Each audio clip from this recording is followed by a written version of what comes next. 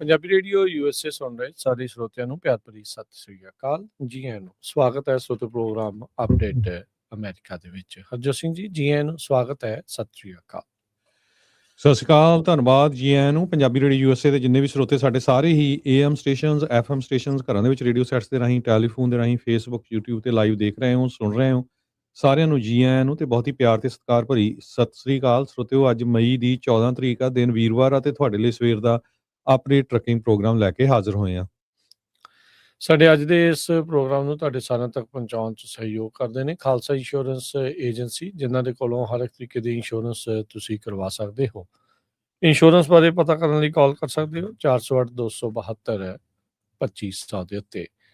ਟਿਰਕੇਣਾ immigration ਲਾ firm, US immigration ਦਾ ਹੋਵੇ ਕਿਸੇ ਵੀ ਤਰੀਕੇ ਦਾ ਕੰਮ, ਕਾਲ ਅਟਾਰਨੀ ਜੇ ਟਿਰਕੇਣਾ 415-909-0503 ਦੇ ਉੱਤੇ। ਇਸ ਦੇ ਨਾਲ ਅੱਜ ਦੇ ਇਸ ਪ੍ਰੋਗਰਾਮ ਨੂੰ ਸਪਾਂਸਰ ਕਰਦੇ ਨੇ Gurpreet Singh Bakersfield, Balkar Singh Sangha union city, Manjit Singh Sangha union city ਤੇ ਊੜਾ ਡੈਟ ਰਿਲੀਫ ਵਾਲੇ। ਇਕਨੋਮਿਕ ਹਾਰਡਸ਼ਿਪ ਹੈ, ਬੈਂਕਰਪਸੀ ਤੋਂ ਬਚਣਾ ਚਾਹੁੰਦੇ ਹੋ, ਇਹਨਾਂ ਦੇ ਨਾਲ ਸੰਪਰਕ ਕਰੋ। ਅੱਧੇ ਤੋਂ ਵੱਧ ਕਰਜ਼ਾ ਇਹ ਤੁਹਾਡਾ ਮਾਫ ਕਰਵਾ ਸਕਦੇ ਨੇ। ਕਾਲ 8888899914 888-888-9914। ਇਹਨਾਂ ਸਾਰਿਆਂ ਦਾ ਧੰਨਵਾਦ। ਜੇ ਤੁਸੀਂ ਵੀ ਇਸ ਪ੍ਰੋਗਰਾਮ ਨੂੰ ਸਪਾਂਸਰ ਕਰਨਾ ਚਾਹੁੰਦੇ ਹੋ, ਸੰਪਰਕ ਕਰੋ 408-722-7698 ਦੇ ਉੱਤੇ। ਅੱਜ ਦੀਆਂ ਖਬਰਾਂ ਵੱਲ ਚੱਲੀਏ ਤੇ ਪ੍ਰੈਜ਼ੀਡੈਂਟ ਡੋਨਲਡ ਟਰੰਪ ਤੇ ਉਹਨਾਂ ਦੀ ਨਾਲ ਜਿਹੜੇ ਬਿਲੀਅਨਰਸ ਦੀ ਟੀਮ ਆ ਉਹ ਚਾਈਨਾ ਦੇ ਵਿੱਚ ਪਹੁੰਚੀ ਹੋਈ ਆ ਤੇ ਚਾਈਨਾ ਦੇ ਪ੍ਰੈਜ਼ੀਡੈਂਟ ਜ਼ੀ ਜਿੰਗਪਿੰਗ ਨੇ ਵਾਰਨਿੰਗ ਦਿੱਤੀ ਤਾਈਵਾਨ ਦੇ ਮਾਮਲੇ ਦੇ ਵਿੱਚ।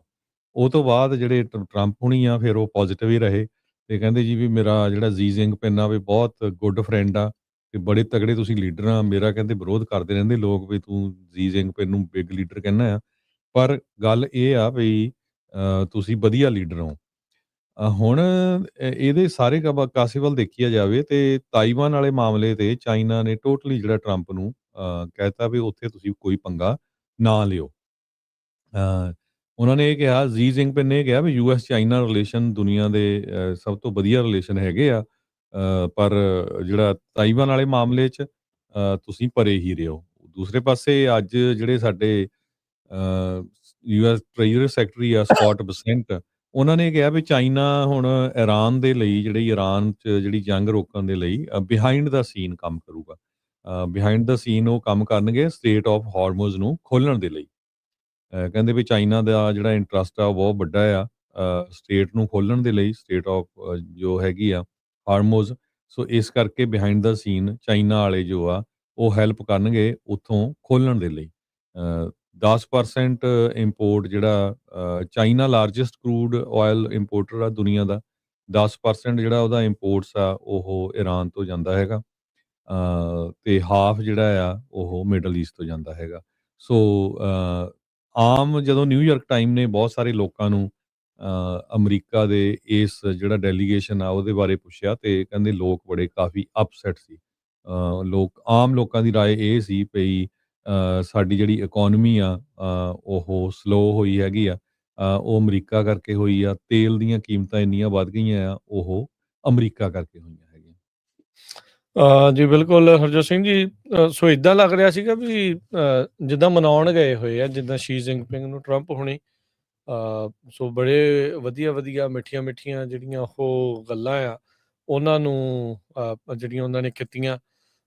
ਤੇ ਬਿਲਕੁਲ ਜਿੱਦਾਂ ਤੁਸੀਂ ਕਿਹਾ ਵੀ ਪਟਕਣੀ ਇਸ ਗੱਲੋਂ ਸ਼ੀ ਜਿੰਗਪਿੰਗ ਨੇ ਟਰੰਪ ਹੋਣਾ ਦੇ ਮੋਹਰੇ ਜਿਹੜੀ ਉਹ ਸਭ ਤੋਂ ਇੰਪੋਰਟੈਂਟ ਇਸ਼ੂ ਤਾਈਵਾਨ ਵਾਲਾ ਮੋਹਰੇ ਕੱਢ ਕੇ ਰੱਖ ਦਿੱਤਾ। ਹਰਜੋਤ ਸਿੰਘ ਜੀ, ਚਾਈਨਾ ਵੀ ਦੇਖ ਰਿਹਾ, ਦੁਨੀਆ ਸਾਰੀ ਜਿਹੜੀ ਉਹ ਦੇਖ ਰਹੀ ਆ ਜੀਓ ਪੋਲੀਟੀਕਲੀ ਵੀ ਜਿਹੜਾ ਤਗੜਾ ਆ ਉਹਦਾ 7ਵੀਂ 100 ਆ ਜੀ। ਅੱਜ ਕੱਲ੍ਹ ਮੁੱਖ ਦੀ ਗੱਲ ਜਿਹੜੀ ਉਹ ਇਹ ਬਣ ਚੁੱਕੀ ਆ। ਕੋਈ ਕਿਸੇ ਨੂੰ ਰੋਕ ਨਹੀਂ ਸਕਦਾ, ਕੋਈ ਕਿਸੇ ਨੂੰ ਪੁੱਛ ਨਹੀਂ ਸਕਦਾ, ਦੱਸ ਹੀ ਸਕਦੇ ਅੱਜ ਕੱਲ੍ਹ, ਦੱਸਦੇ ਹੀ ਆ ਵੀ ਹੁਣ ਆਹ ਕਰਨ ਲੱਗੇ। ਜਦੋਂ ਰੂਸ ਨੇ ਯੂਕਰੇਨ ਤੇ ਕੀਤਾ ਹਮਲਾ ਉਦੋਂ ਵੀ ਬਸ ਇੱਦਾਂ ਹੀ, ਤੇ ਹੁਣ ਜਦੋਂ ਈਰਾਨ ਦੇ ਉੱਤੇ ਹੋਇਆ ਉਦੋਂ ਵੀ ਜਿਹੜਾ ਉਹ ਇੱਦਾਂ। ਸੋ ਤਗੜਿਆਂ ਨੂੰ ਇਸ ਤਰੀਕੇ ਦੇ ਨਾਲ। ਸੋ ਚਾਈਨਾ ਆਪਣੇ ਆਪ ਨੂੰ ਹੁਣ ਉਸੇ ਹੀ ਕੈਟੇਗਰੀ ਦੇ ਵਿੱਚ, ਸੁਪਰ ਪਾਵਰ ਕੈਟੇਗਰੀ ਦੇ ਵਿੱਚ ਰੱਖਦਾ ਹੈ। ਦੁਨੀਆ ਦੇਖਦੀ ਵੀ ਆ ਉਸ ਨੂੰ ਇਸ ਐਂਗਲ ਦੇ ਨਾਲੋਂ। ਸੋ ਹੁਣ ਦੇਖਦੇ ਹਾਂ ਵੀ ਕਿੱਦਾਂ ਆ। ਉਹਨਾਂ ਨੇ ਕਿਹਾ ਵੀ ਜੇ ਪੂਅਰਲੀ ਇਸ ਨੂੰ ਹੈਂਡਲ ਕੀਤਾ ਤਾਂ ਉਹ ਕਲੈਸ਼ ਵੀ ਹੋ ਸਕਦਾ ਤੇ ਕੌਨਫਲਿਕਟ ਤੱਕ ਵੀ ਜਿਹੜੀ ਉਹ ਗੱਲ ਪਹੁੰਚ ਸਕਦੀ ਆ। ਇਹ ਅੱਜ ਤੱਕ ਕਦੀ ਚਾਈਨਾ ਦੇ ਮੂੰਹ ਇੱਦਾਂ ਦੀ ਗੱਲ ਸੁਣੀ ਨਹੀਂ ਸੀਗੀ। ਸੋ ਇਹ ਜਿਹੜਾ ਰੈਟੋਰਿਕ ਚੇਂਜ ਹੋਇਆ ਆ, ਇਹ ਇੱਕ ਚਿੰਤਾਜਨਕ ਰੈਟੋਰਿਕ ਦੇ ਤੌਰ ਦੇ ਉੱਤੇ ਇਸ ਨੂੰ ਦੇਖਿਆ ਜਿਹੜਾ ਉਹ ਜਾਣਾ ਚਾਹੀਦਾ ਆ। ਯੂਐਸ ਨੇ ਚਾਈਨੀਜ਼ ਕਈ ਕੰਪਨੀਆਂ ਦੇ ਉੱਤੇ ਰੋਕ ਲਾ ਕੇ ਰੱਖੀ ਹੋਈ ਸੀ ਵੀ ਐਨਵੀਡੀਆ ਦੀਆਂ ਜਿਹੜੀਆਂ ਪਾਵਰਫੁਲ ਚਿਪਸ ਆ ਏਆਈ ਦੀਆਂ, ਵੀ ਉਹ ਬਾਏ ਨਹੀਂ ਕਰ ਸਕਦੇ। ਪਰ ਹੁਣ ਇਸ ਦਬਾਅ ਦੇ ਵਿੱਚ ਹੁਣ ਇਹ ਨਹੀਂ ਪਤਾ ਵੀ ਅੰਦਰ ਖਾਤੇ ਕੀ ਜਿਹੜਾ ਉਹ ਹੋ ਰਿਹਾ ਹੈ, ਪਰ 10 ਚਾਈਨੀਜ਼ ਕੰਪਨੀਆਂ ਨੂੰ ਕਲੀਅਰ ਕਰ ਦਿੱਤਾ ਯੂਐਸ ਨੇ ਵੀ ਭਾਈ ਤੁਸੀਂ ਜਿਹੜੇ ਐਨਵੀਡੀਆ ਦੀਆਂ ਸੈਕਿੰਡ ਮੋਸਟ ਪਾਵਰਫੁਲ ਜਿਹੜੀਆਂ ਚਿਪਸ ਆ ਉਹ ਹੁਣ ਬਾਏ ਕਰ ਸਕਦੇ ਆ। ਸੋ ਇਹਨਾਂ ਦਾ ਜਿਹੜਾ ਸਟੈਂਡ ਆਫ ਸੀਗਾ ਟੈਕ ਰਾਈਵਲਰੀ ਦੇ ਵਿੱਚ, ਉਹ ਇਹਨਾਂ ਨੇ ਇੱਥੇ ਖਤਮ ਕੀਤਾ ਆ। ਇਹ ਜਿਹੜੇ ਬਿਲੀਅਨਰਸ ਦੀ ਫੌਜ ਨਾਲ ਲੈ ਕੇ ਗਏ, ਡੀਲਾਂ ਵਧਾਉਣ ਨੂੰ ਲੈ ਕੇ ਗਏ ਆ, ਉਹ ਉੱਥੇ ਕੋਈ ਇਦਾਂ ਦੀ ਗੱਲ ਨਹੀਂ ਆ। ਤੇ ਸ਼ੀ ਜਿਨਪਿੰਗ ਨੇ ਕੱਲ ਜਿਹੜਾ ਉਹ ਦਿਖਾਇਆ ਟਰੰਪ ਨੂੰ, ਜਦੋਂ ਉਹਨੂੰ ਆਪ ਲੈਣ ਦੇ ਲਈ ਨਹੀਂ ਪਹੁੰਚਿਆ ਉਸ ਤਰੀਕੇ ਦੇ ਜਿਹੜਾ ਉਹ ਨਾਲ। ਸੋ ਜਿੱਡੀ ਕੁ ਵੱਡਾ ਵਫਦ ਅਮਰੀਕਾ ਵਾਲੇ ਲੈ ਕੇ ਆਏ ਸੀ, ਓਡਾ ਹੀ ਵੱਡਾ ਵਫਦ ਇਹਨਾਂ ਨੇ ਆਪਣਾ ਵੀ ਜਿਹੜਾ ਇਧਰਲੇ ਪਾਸਿਓਂ ਖੜਾ ਕੀਤਾ ਆ। ਚਾਈਨਾ ਨੇ ਹਰਜੋਤ ਸਿੰਘ ਜੀ ਇਹ ਪਲਾਨ ਕੀਤਾ ਹੋਇਆ ਵੀ ਅਸੀਂ ਕਨਵੀਨੀਅੰਟ ਸਟੋਰਾਂ ਦੇ ਉੱਤੇ ਏਆਈ ਦੀਆਂ ਚਿਪਸ ਵਿਕਣ ਲਾ ਦੇਣੀਆਂ, ਜਿਹੜੀਆਂ $10 ਦੀਆਂ ਹੋਣਗੀਆਂ, ਵੀ ਇਹ ਤੋਂ ਜ਼ਿਆਦਾ ਨਹੀਂ, ਵੀ ਇੰਨਾ ਕੰਮ ਖਿੱਚਣਾ ਆ। ਤਾਈਵਾਨ ਇੰਨਾ ਕੁ ਜ਼ਿਆਦਾ ਇੰਪੋਰਟੈਂਟ ਆ ਏਆਈ ਦੀ ਇਸ ਦੌੜ ਦੇ ਲਈ, ਹਰ ਇੱਕ ਜਾਣਾ ਤਾਈਵਾਨ ਦੇ ਵਿੱਚ ਉਹ ਕੰਟਰੋਲ ਰਵੇ ਤੇ ਉਸ ਚੀਜ਼ ਨੂੰ ਲੈ ਕੇ ਉੱਥੇ ਰੇਅਰ ਅਰਥ ਮਟੀਰੀਅਲਸ ਤੇ ਜਿਹੜੀਆਂ ਉੱਥੇ ਲੈਬਸ ਨੇ ਉਹ ਬਣੀਆਂ ਰਹਿਣ, ਉਹ ਚੱਲਦੀਆਂ ਰਹਿਣ, ਸੈਮੀਕੰਡਕਟਰ ਲੈਬਸ, ਉਸ ਨੂੰ ਬੜੇ ਧਿਆਨ ਦੇ ਨਾਲ ਜਿਹੜਾ ਉਹ ਦੇਖਿਆ ਜਾਂਦਾ। ਕੱਲ ਆਪਾਂ ਜ਼ਿਕਰ ਕੀਤਾ ਸੀਗਾ ਵੀ ਬਾਈ ਪਾਰਟੀਜ਼ਨ ਇੱਕ ਚਿੱਠੀ ਲਿਖੀ ਗਈ ਆ ਸੈਨੇਟਰਸ ਦੇ ਦੁਆਰਾ ਸੈਕਟਰੀ ਆਫ ਸਟੇਟ ਨੂੰ, ਟਰੰਪ ਹੋਣਾ ਨੂੰ, ਵੀ ਭਾਈ ਤਾਈਵਾਨ ਨੂੰ ਲੈ ਕੇ ਕੋਈ ਢਿੱਲਾ ਜਿਹੜਾ ਉਹ ਕੰਮ ਨਾ ਜਿਹੜਾ ਉਹ ਰੱਖਿਓ। ਪਰ ਜਿਸ ਤਰੀਕੇ ਦੇ ਨਾਲ ਸ਼ੀ ਜਿਨਪਿੰਗ ਨੇ ਹਰਜੋਤ ਸਿੰਘ ਜੀ ਉਸ ਨੂੰ ਹੁਣ ਧਮਕੀ ਦਿੱਤੀ ਆ, ਇਹਦਾ ਹੁਣ ਕੀ ਅੱਗੇ ਅਰਥ ਹੋਊਗਾ, ਇਹ ਹੁਣ ਦੇਖਣ ਵਾਲੀ ਗੱਲ ਜਿਹੜੀ ਉਹ ਰਹੇਗੀ। ਸੋ ਦੱਸਦੇ ਜਾਈਏ ਵੀ ਇਹ ਦੋਨੋਂ ਨੇਤਾ ਪਹਿਲਾਂ 8-9 ਸਾਲ ਪਹਿਲਾਂ ਇਸ ਤਰੀਕੇ ਦੇ ਨਾਲ ਇਹਨਾਂ ਦੀ ਮੁਲਾਕਾਤ ਹੋਈ ਸੀਗੀ। ਪਹਿਲੀ ਵਾਰੀ ਇਹ ਮਾਰ-ਆ-ਲਾਗੋ ਦੇ ਵਿੱਚ 6 ਅਪ੍ਰੈਲ 2017 ਨੂੰ ਮੁਲਾਕਾਤ ਕੀਤੀ ਸੀ, ਜਦੋਂ ਟਰੰਪ ਹੋਣਾ ਦਾ ਪਹਿਲਾ ਕਾਰਜਕਾਲ ਸ਼ੁਰੂ ਜਿਹੜਾ ਉਹ ਹੋਇਆ ਸੀਗਾ। ਟਰੰਪ ਨੇ ਕਹਿੰਦੇ ਵੀ ਕਾਲ ਜਦੋਂ ਚਾਈਨਾ ਉਦੋਂ ਗੁੱਸੇ ਵੀ ਹੋ ਗਿਆ ਸੀਗਾ ਜਦੋਂ ਤਾਈਵਾਨ ਦੇ ਪ੍ਰੈਜ਼ੀਡੈਂਟ ਤੋਂ ਵਧਾਈ ਵਾਲੀ ਕਾਲ ਜਿਹੜੀ ਆ ਉਸਨੇ ਅਸੈਪਟ ਕਰ ਲਈ ਸੀਗੀ। ਸੋ ਉਹਦਾ ਵੀ ਬੜਾ ਇਹਨਾਂ ਨੇ ਬੁਰਾ ਜਿਹੜਾ ਉਹ ਮਨਾਇਆ ਸੀ। ਫਿਰ ਜੁਲਾਈ 2017 ਚ ਹੈਮਬਰਗ ਜਰਮਨੀ ਚ G20 ਸਮਿਟ ਦੇ ਉੱਤੇ ਇਹਨਾਂ ਦੋਨਾਂ ਦੀ ਮੁਲਾਕਾਤ ਹੁੰਦੀ ਆ। ਨਵੰਬਰ 2017 ਚ ਬੀਜਿੰਗ ਚਾਈਨਾ ਦੇ ਵਿੱਚ ਟਰੰਪ ਹੁਣੀ ਆਪ 3 ਦਿਨਾਂ ਦੇ ਦੌਰੇ ਦੇ ਉੱਤੇ ਜਿਹੜੇ ਉਹ ਜਾਂਦੇ ਆ। ਉਦੋਂ ਵੀ ਅਮਰੀਕਨ CEO ਤੇ ਜਿਹੜੇ ਡੈਲੀਗੇਸ਼ਨਸ ਆ, ਬਿਜ਼ਨਸ ਲੀਡਰਸ ਆ, ਉਹਨਾਂ ਨੂੰ ਉਹ ਨਾਲ ਲੈ ਕੇ ਗਏ ਹੋਏ ਸੀਗੇ। ਫਿਰ 2018 ਚ ਦਸੰਬਰ ਚ ਅਰਜਨਟੀਨਾ ਚ ਇਹਨਾਂ ਦੀ ਮੁਲਾਕਾਤ ਹੁੰਦੀ ਆ। ਇਹ ਵੀ G20 ਸਮਿਟ ਦੀ ਸਾਈਡਲਾਈਨ ਦੇ ਉੱਤੇ। ਅਕਸਰ ਜੇ ਦੇਖਿਆ ਜਾਵੇ ਤਾਂ G20 ਸਮਿਟਸ ਦੇ ਉੱਤੇ ਹੀ ਇਹਨਾਂ ਦੀਆਂ ਮੁਲਾਕਾਤਾਂ ਹੁੰਦੀਆਂ ਰਹੀਆਂ। ਜੂਨ 2019 ਚ ਜਾਪਾਨ ਚ ਇਹਨਾਂ ਦੀ ਮੁਲਾਕਾਤ ਹੋਈ। ਫਿਰ ਹੁਣ ਕੁਛ ਸਮਾਂ ਪਹਿਲਾਂ ਪਿਛਲੇ ਸਾਲ ਅਕਤੂਬਰ 2025 ਚ ਸਾਊਥ ਕੋਰੀਆ ਚ ਜਿਹੜੀ ਸ਼ੀ ਜਿਨਪਿੰਗ ਹੁਣਾਂ ਦੀ ਮੁਲਾਕਾਤ ਹੋਈ ਹੈ ਟਰੰਪ ਹੁਣਾਂ ਦੇ ਨਾਲ। ਇਹ ਉਸ ਟਾਈਮ ਦੇ ਉੱਤੇ ਜਦੋਂ ਟ੍ਰੇਡ ਵਾਰ ਚਾਈਨਾ ਤੇ ਅਮਰੀਕਾ ਦੀ ਸਿਖਰ ਦੇ ਉੱਤੇ ਜਿਹੜੀ ਉਹ ਚੱਲ ਰਹੀ ਸੀ। ਇੱਕ ਦੂਜੇ ਮੁਲਕਾਂ ਦੇ ਉੱਤੇ ਕੋਈ 100%, ਕੋਈ 125%, ਕੋਈ 150% ਜਿਹੜੇ ਟੈਰਿਫਸ ਆ ਉਹ ਉਸ ਤਰੀਕੇ ਦੇ ਨਾਲ ਲਾ ਰਹੇ ਸੀ।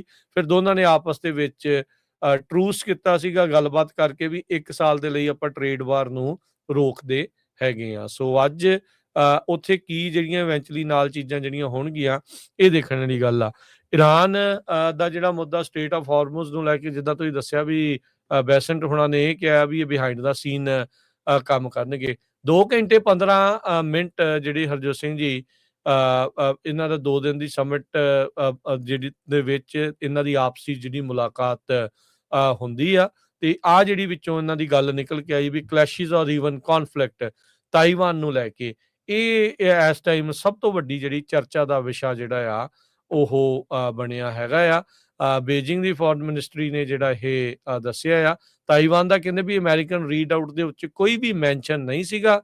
ਫੋਕਸ ਜਿਹੜਾ ਟ੍ਰੇਡ ਤੇ ਇਰਾਨ ਵਾਰ ਨੂੰ ਲੈ ਕੇ ਸੀਗਾ, ਪਰ ਵਿੱਚ ਤਾਈਵਾਨ ਨੂੰ ਲੈ ਕੇ ਜਿਹੜੇ ਸ਼ੀ ਜਿਨਪਿੰਗ ਨੇ ਟਰੰਪ ਹੋਣਾ ਨੂੰ ਇਹ ਗੱਲ ਸੁਣਾ ਦਿੱਤੀ ਹੈਗੀ ਆ। ਜੀ। ਇੱਕ ਖਬਰ ਹੋਰ ਸਾਂਝੀ ਕਰਾਂਗੇ, ਉਹ ਤੋਂ ਬਾਅਦ ਫਿਰ ਆਪਾਂ ਟਰੱਕਿੰਗ ਵੱਲ ਚੱਲਦੇ ਹਾਂ। ਇੰਡੀਆ ਦੀ ਜੇ ਗੱਲਬਾਤ ਕਰਦੇ ਜਾਈਏ, ਇੰਡੀਆ ਦੀ ਇਕੋਨਮੀ ਨੂੰ ਬਹੁਤ ਵੱਡਾ ਝਟਕਾ ਲੱਗਾ ਆ। ਮੋਦੀ ਹੁਣੀ ਇਹ ਕਹਿ ਤਾ ਵੀ ਸੋਨਾ ਖਰੀਦਣਾ ਬੰਦ ਕਰ ਦਿਓ ਤੇ ਬਾਹਰ ਘੁੰਮਣਾ ਫਿਰਨਾ ਬੰਦ ਕਰ ਦਿਓ, ਘਰਾਂ 'ਚੋਂ ਕੰਮ ਕਰੋ। ਪਰ ਰੁਪਈਆ ਲੱਗਦਾ ਆ ਵੀ ਥੱਲੇ ਨੂੰ ਐਨ ਡਿੱਗਦਾ ਜਾ ਰਿਹਾ ਹੈਗਾ। ਅੱਜ ਰੋਇਟਰਸ ਰਿਪੋਰਟ ਕਰਦਾ ਆ ਵੀ ਇੰਡੀਆ ਦਾ ਰੁਪਈਆ ਡਾਲਰ ਦੇ ਮੁਕਾਬਲੇ ਇਸ ਟਾਈਮ ਲੋਐਸਟ ਆ, 96 ਰੁਪਏ ਅੱਜ ਇੱਕ ਡਾਲਰ ਦੇ ਮੁਕਾਬਲੇ ਇੰਡੀਆ ਦੇ ਹੋ ਗਏ ਹੈਗੇ ਆ। ਇੱਕ ਯੂਐਸ ਡਾਲਰ ਦੇ ਬਰਾਬਰ 96 ਰੁਪੀਸ ਹੋ ਗਏ, ਬਲੂਮਬਰਗ ਨਿਊਜ਼ ਰਿਪੋਰਟ ਕਰ ਰਿਹਾ ਹੈਗਾ। ਜੀ ਜੀ ਜੀ ਹਰਜੋਤ ਸਿੰਘ ਜੀ। ਜੀ ਸੋ ਲੋਕ ਜਿਹੜੇ ਆ ਉਹ ਹੁਣ ਵੈਸੇ ਤਾਂ ਲੋਕਾਂ ਨੂੰ 골ਡ ਖਰੀਦਣਾ ਚਾਹੀਦਾ, ਕਿਉਂਕਿ 골ਡ ਦੀ ਕੀਮਤ ਸੋਲਿਡ ਰਹਿੰਦੀ ਆ। ਲੌਂਗ ਰਨ ਦੇ ਵਿੱਚ ਰੁਪਈਆ ਤਾਂ ਥੱਲੇ ਨੂੰ ਡਿੱਗ ਹੀ ਜਾਣਾ ਹੈਗਾ। ਪਰ ਮੋਦੀ ਹੁਣੀ ਇਹ ਕਹਿਤਾ ਲੋਕਾਂ ਨੂੰ ਵੀ ਜੀ 골ਡ ਨਾ ਖਰੀਦੋ ਤੇ ਪੈਸੇ ਜਿਹੜੇ ਆ ਉਹ ਸਾਂਭ ਕੇ ਰੱਖੋ, ਜਦ ਕਿ ਪੈਸੇ ਦੀ ਕੀਮਤ ਜਿਹੜੀ ਆ ਉਹ ਘਟਦੀ ਜਾ ਰਹੀ ਹੈ। ਹਾਂਜੀ, ਨਹੀਂ ਬਿਲਕੁਲ। ਸੋ ਇਹ ਸਿਚੁਏਸ਼ਨ ਜਿਹੜੀ ਇਸ ਟਾਈਮ ਉਧਰ ਨੂੰ ਲੈ ਕੇ ਬਣੀ ਹੈਗੀ ਆ। ਆਪਣੇ ਨਾਲ ਰਮਨ ਜੀ ਜਿਹੜੇ ਉਹ ਜੁੜ ਚੁੱਕੇ ਨੇ, ਤੇ ਰਮਨ ਜੀ ਆਇਆਂ ਨੂੰ ਸਵਾਗਤ ਹੈ, ਸਤਿ ਸ੍ਰੀ ਅਕਾਲ ਜੀ। ਜੀ ਮੈਨੂੰ ਲੱਗਦਾ ਜੀ ਸੈਟਿੰਗ ਅਜੇ ਰਮਨ ਜੀ ਕਰ ਰਹੇ ਨੇ। ਰਮਨ ਜੀ ਆਵਾਜ਼ ਸੁਣ ਪਾ ਰਹੇ ਹੋ? ਨਹੀਂ ਅਜੇ ਮੈਨੂੰ ਲੱਗਦਾ ਜੀ ਉਹ ਸੈਟਿੰਗ ਕਰ ਰਹੇ ਆ, ਤੇ ਹੋਪਫੁਲੀ ਜਿਹੜਾ ਉਹ ਆਪਾਂ ਹੁਣ ਇਹ ਨਹੀਂ ਪਤਾ ਵੀ ਆਪਣੀ ਪੱਗ ਦੀ ਸੈਟਿੰਗ ਕਰਦੇ ਆ ਜਾਂ ਨਹੀਂ, ਗੁਲਾਬੀ ਪੱਗ ਬੰਨ ਮਿੱਤਰਾ ਆ ਨਾ ਅੱਜ, ਫਿਰ ਇਸ ਤਰੀਕੇ ਦੇ ਨਾਲ, ਤੇ ਚਲੋ ਕੋਈ ਨਹੀਂ, ਉਹਨਾਂ ਦੇ ਨਾਲ ਗੱਲ ਠੀਕ ਹੈ। ਕਰਾਂਗੇ। ਉਧਰ ਜਿਹੜੀ ਹਰਜੋਤ ਸਿੰਘ ਜੀ ਅਗਲੀ ਗੱਲ ਕਰਦੇ ਜਾਈਏ, ਸੈਨੇਟ ਨੇ ਕਨਫਰਮ ਕਰ ਦਿੱਤਾ ਕੈਵਿਨ ਵਾਰਸ਼ ਉਹਨਾਂ ਨੂੰ ਇਹ ਜੀ ਫੈਡਰਲ ਰਿਜ਼ਰਵ ਦੇ ਜਿਹੜੇ ਨਵੇਂ ਚੇਅਰ ਹੋਣਗੇ। ਸੋ ਸੈਨੇਟ ਨੇ ਕਨਫਰਮ ਕਰ ਦਿੱਤਾ ਰਾਸ਼ਟਰਪਤੀ ਟਰੰਪ ਉਹਨਾਂ ਦੇ ਜਿਹੜੇ ਨੋਮੀਨੀ ਕੈਵਿਨ ਵਾਰਸ਼, ਤੇ ਕਹਿੰਦੇ ਵੀ ਪਾਰਟੀ ਲਾਈਨ ਦੇ ਉੱਤੇ ਮੋਸਟਲੀ ਜਿਹੜੀ ਇਹ ਵੋਟ ਹੋਈ ਆ, ਤੇ ਕਹਿੰਦੇ ਵੀ ਪਾਵਲ ਉੱਦਾਂ ਪਲਾਨ ਕਰ ਰਹੇ ਆ ਵੀ ਫੈਡ ਬੋਰਡ ਦੇ ਉੱਤੇ ਰਹਿਣਗੇ। ਚੇਅਰ ਦੀ ਜਦੋਂ ਉਹਨਾਂ ਦੀ ਈਵਨ ਖਤਮ ਵੀ ਹੋ ਜਾਂਦੀ ਆ ਭੂਮਿਕਾ, ਪਰ ਜਿਹੜੇ ਫੈਡ ਦੇ ਬੋਰਡ ਦੇ ਉੱਤੇ ਐਜ਼ ਏ ਜਿਹੜੇ ਗਵਰਨਰ ਹੁੰਦਾ ਹੈ ਜਾਂ ਉਹਨਾਂ ਦੇ ਬੋਰਡ ਦੇ ਉੱਤੇ ਜਿਹੜੀ ਵੀ ਭੂਮਿਕਾ ਉਹਨਾਂ ਨੂੰ ਮਿਲਦੀ ਆ ਵੀ ਉਸ ਦੇ ਉੱਤੇ ਰਹਿਣਗੇ। ਇਹ ਜਿਹੜਾ ਪਤਾ ਲੱਗ ਰਿਹਾ ਵੀ ਕੈਵਿਨ ਵਾਰਸ਼ ਹੁਣੀ ਚਲੋ ਫੈਡ ਦੇ ਰਿਜ਼ਰਵ ਦੇ ਚੇਅਰ ਤਾਂ ਬਣ ਗਏ ਆ, ਪਰ ਉਹਨਾਂ ਦੇ ਲਈ ਹਾਲ ਦੀ ਘੜੀ ਜੋ ਇਕਨੋਮਿਕ ਹਾਲਾਤ ਬਣੇ ਪਏ ਆ, ਜਿੱਦਾਂ ਇਨਫਲੇਸ਼ਨ ਹਾਈ ਆ, ਤੇ ਉਹ ਸਾਰੀਆਂ ਚੀਜ਼ਾਂ ਨੂੰ ਮੱਦੇਨਜ਼ਰ ਰੱਖਦੇ ਹੋਏ ਸ਼ਾਇਦ ਇੰਟਰਸਟ ਰੇਟ ਅਜੇ ਘੱਟ ਨਹੀਂ ਕਰ ਸਕਣਗੇ।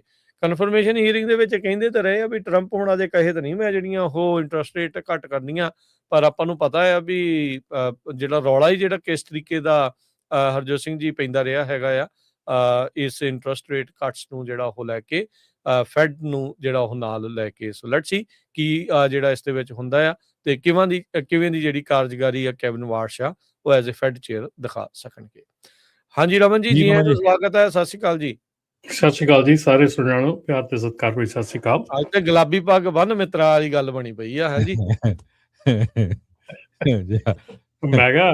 ਮੈਂ ਕਿਹਾ ਥੋੜਾ ਜਿਹਾ ਜਿਹੜਾ ਸਮਰ ਕਲਰ ਆ ਉਹਨੂੰ ਲੈ ਕੇ ਆਈਏ। ਸਮਰ ਦੇ ਵਿੱਚ ਥੋੜੇ ਜਿਹੇ ਲਾਈਟ ਕਲਰ ਹੁੰਦੇ ਆ। ਹਾਂ ਨਹੀਂ ਫੁੱਲਾਂ ਵਾਲੇ ਰੰਗ ਚਾਹੀਦੇ ਆ ਜੀ, ਇਹ ਤਾਂ ਫਿਰ ਸੋਹਣੇ ਸਾਰੇ ਖਿੜੇ ਰਹਿੰਦੇ ਆ ਇਸ ਹਿਸਾਬ ਦੇ ਨਾਲ।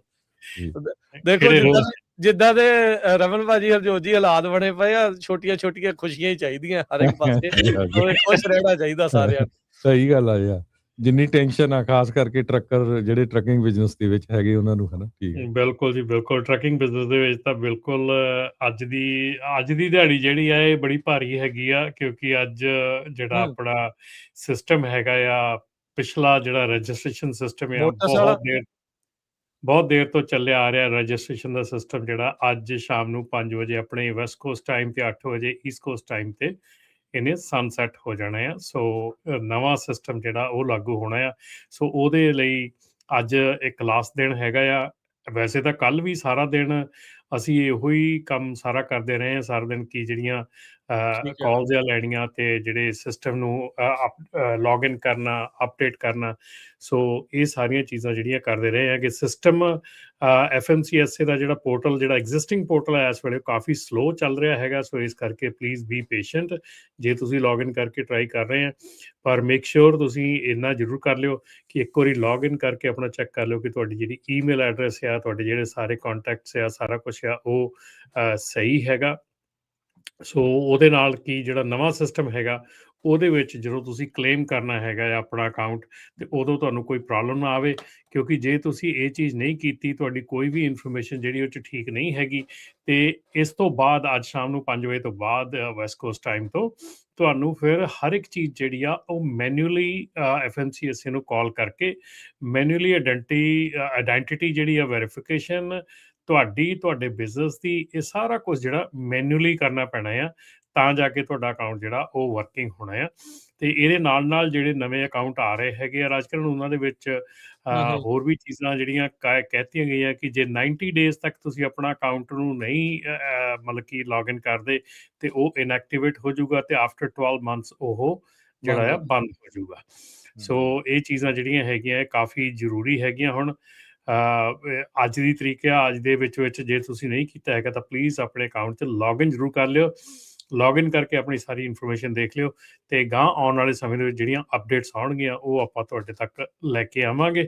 ਤੇ ਰਾਜਕਿਰਨ, ਅੱਜ ਇੱਕ ਹੋਰ ਬਹੁਤ ਵੱਡਾ ਜਿਹੜਾ ਗੱਲ ਹੋਈ ਹੈਗੀ ਆ ਕਿ ਮੌਂਟਗੋਮਰੀ ਵਰਸਸ